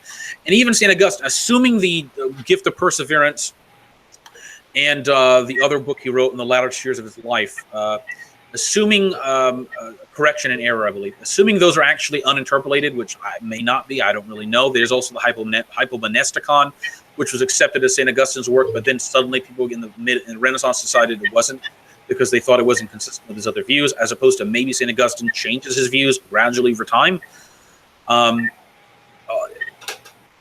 Anyway, my point is that the Orthodox view of grace is found in Carthage. And in fact, if you read the canons of the 1672 Synod of Jerusalem, Patriarch Dositheus of Jerusalem, who was defending against both the Papists and the Protestants, talks about prevenient grace. Now, prevenient grace is understood as God's the apostle says, the grace of God hath appeared to all men, and God commendeth men everywhere to repent. So Patriarch Dositheus is understanding or teaching that prevenient grace is God's grace that prevails, that although that's not connected to the word prevenient technically, prevails throughout the entire universe. It's constantly colding at the hearts of men. So the initium fidei is done by God. He's coming first. Now, that does not take away our free will. St. Patriarch Dositheus says it enables our free will, if it's corrupted, to have a choice. To then say, God has come to us, his grace has come to us, his uncreated power, and at whatever problems we may have with our free will by the fall, his grace helps and corrects. And at that point, we have to freely make a choice. Will we follow God in faith? And will we not? So, there can be, of course, a heretical understanding of prevenient grace, which I think is probably the Calvinist view. But there's certainly Orthodox terminology for that, that in no way, implies Calvinism, nor does it in any way imply Pelagianism or the so-called semi-Pelagianism, which I'm not even sure to what extent that was that may have been a real error, and some of it that's oftentimes a term used in the 15th or 16th century to talk about the like St. Faustus of Riez and others, when even St. Augustine never accused those people of being heretics. St. Augustine just thought, there was a debate about, the real debate was between initium fidei, and depending on how you understand Collation 13 and other conferences, St. John Cassian, you can understand it in a different sense, as that it's entirely compatible with Carthage, at least in my view. And that seems to be what St. Vincent of Lorraine thinks in his commonatory, since he commends the Articles of Pope St. Celestine. I just think there's probably been too much renovationist thought on this issue. Now, Dio says the Council of Carthage says, Canon 3, the grace of God not only gives remission of sins, but also affords aids that we sin no more. Yeah. But also remember, I believe the Canons of Carthage also state that, we should, I got to pull them up. I believe they also state that no one should say that they are without sin. All right. So we have the aid of God's grace, not the sin, but we have to be willing to work with that. So he gives us everything, and then our will is enabled by grace to work with it, but we still have a free will. At least that's what Patriarch Dositheus says, and I don't think anybody's accused him of being a heretic. Yeah, Sean Ridlin asks, what should people do when there's no proper priests and bishops in their area? Might be a different show. Well, again, if we're going to be honest, and you're looking at, the various True Orthodox synods and jurisdictions, we're talking about there's something like 100 parishes in the U.S. But so most people are closer to a True Orthodox parish than they think. And they just have to do a little bit of research. I used to put together a directory with my wife of all the different True Orthodox in the country. But if you legitimately don't have a proper priest or bishop in the area, what you need to do is begin correspondence with a proper bishop. And then from there, effectively, the best thing to do is to say typica. As we talked to, we were mentioning, Ronald was mentioning that earlier. Saying the offices of the typica on Sundays with the liturgical readings, you're still united in prayer with the church. And that's how missions started 120 years ago in the United States. And they still start that way now. So the point is, it's and eventually you can arrange for either you visiting a priest or a bishop to be received into the church, or they come and visit you in some circumstances. And that, in a sense, a lot of times, and in fact, that's what Saint Cosmas of Anatolia did in Greece and Albania. There were areas in which they had no clergy whatsoever, and people weren't even baptized. And doing the services on your own with family, if you invite friends, so on and so forth, eventually that becomes a form of liturgical training. So it makes it that much easier for the bishop that you're in contact with, if necessary, to make you a reader, to get a reader bishop. Now, In Between Names had a previous question, which I kind of guess we kind of covered, but I guess we can. He says, have you guys covered the conservative New Calendarist assertion that various proto-ecumenist, quote-unquote, acts were done before without losing the church, etc.? Now, this is somewhat to therealMEDwhite's statement that supposedly the Athonite monks were just giving communion to Roman Catholics left and right. I don't know who says that or who is saying that, other than he or that one article. But if they're referring to some apostate priest giving communion to a papist because he's secretly papist and then getting found out, yeah, that happens all the time. In fact, not that all happens all the time, but heretics get found out. They get found out in the 16th century. What's his name? That one patriarch of Constantinople who was publicly Orthodox, he was secretly a papist, died in 1601. Zacharias, or I can't remember his name. He was publicly Orthodox, but secretly he was a heretic. And they kind of didn't have a good opinion of him when they found out after the fact. But it's public heresy we're dealing with, especially public heresy of the hierarchs. All right, that's what we have to deal with. You'd have to tell me what are these public acts of ecumenistic heresy. So we'd have to deal with them one by one to address it, because some of them are probably just reinterpretations or people reading back into things. That's something that's not really there. I've encountered that a lot. For example, there supposedly was some decree they claim that the Russian Orthodox Church said Roman Catholics could take communion in 1848. And that was like trying to track it down, and there was no decree. It was just made up. What they were talking about was a concordant was signed between the Vatican and the Tsar. And in the concordant, the Tsar said that they would provide Roman Catholic clergy or the usage of public buildings for Roman Catholic priests if there was a sufficient amount of Latin people in the area or something like that. And some of that got transferred into some kind of communion agreement or whatever. It's ridiculous. Okay. But I'm not disparaging you in between names. I just simply I have got to find more information. Yeah, and because the other point is that even if you find some heretical priest in the 1600s doing something, that was not a movement. To be honest, you're not talking about movements of taking over patriarchates. All right. Yeah, you're right. The church can survive some crazy priest out in the middle of nowhere doing heretical things. Well, he just mentioned that they also assert the EP in the 19th century officially allowed communion to monophysites. Well, that in fact, that seems to be, at least the Anglicans say that actually happened. Now, I've actually tried to find independent confirmation. I actually used to believe that, but I know the Anglicans say that happened. I don't know if it really happened. I know there was an attempt by these people in the Ecumenical Patriarch in the 1860s to establish communion with the Armenian Monophysites. But when the whole thing got found out, it was this big catastrophe, and the whole thing, and everybody got punished who was supporting it, and it got turned over. The Russians create like an Armenian kind of territory. The Russian Orthodox did have a mission to Armenians to convert them to Orthodox, and even allow like some Orthodox version of the old Armenian rite at one point. That was, in fact, Dr. Joseph Overbeck, who supported the Orthodox Western Rite, was like, well, we can have the same thing. And there was actually some support for that. The Armenians are extremely nationalistic, so it was very difficult to get them to do that. Now, supposedly in 1879 to 1881, the Ecumenical Patriarchate, according to the Anglicans, allowed Armenian Monophysites to come and take communion from their priests. I don't know what more to say about that than if it happened, it was wrong and it was heretical. But it stopped within 3 years, if indeed it did happen. All right.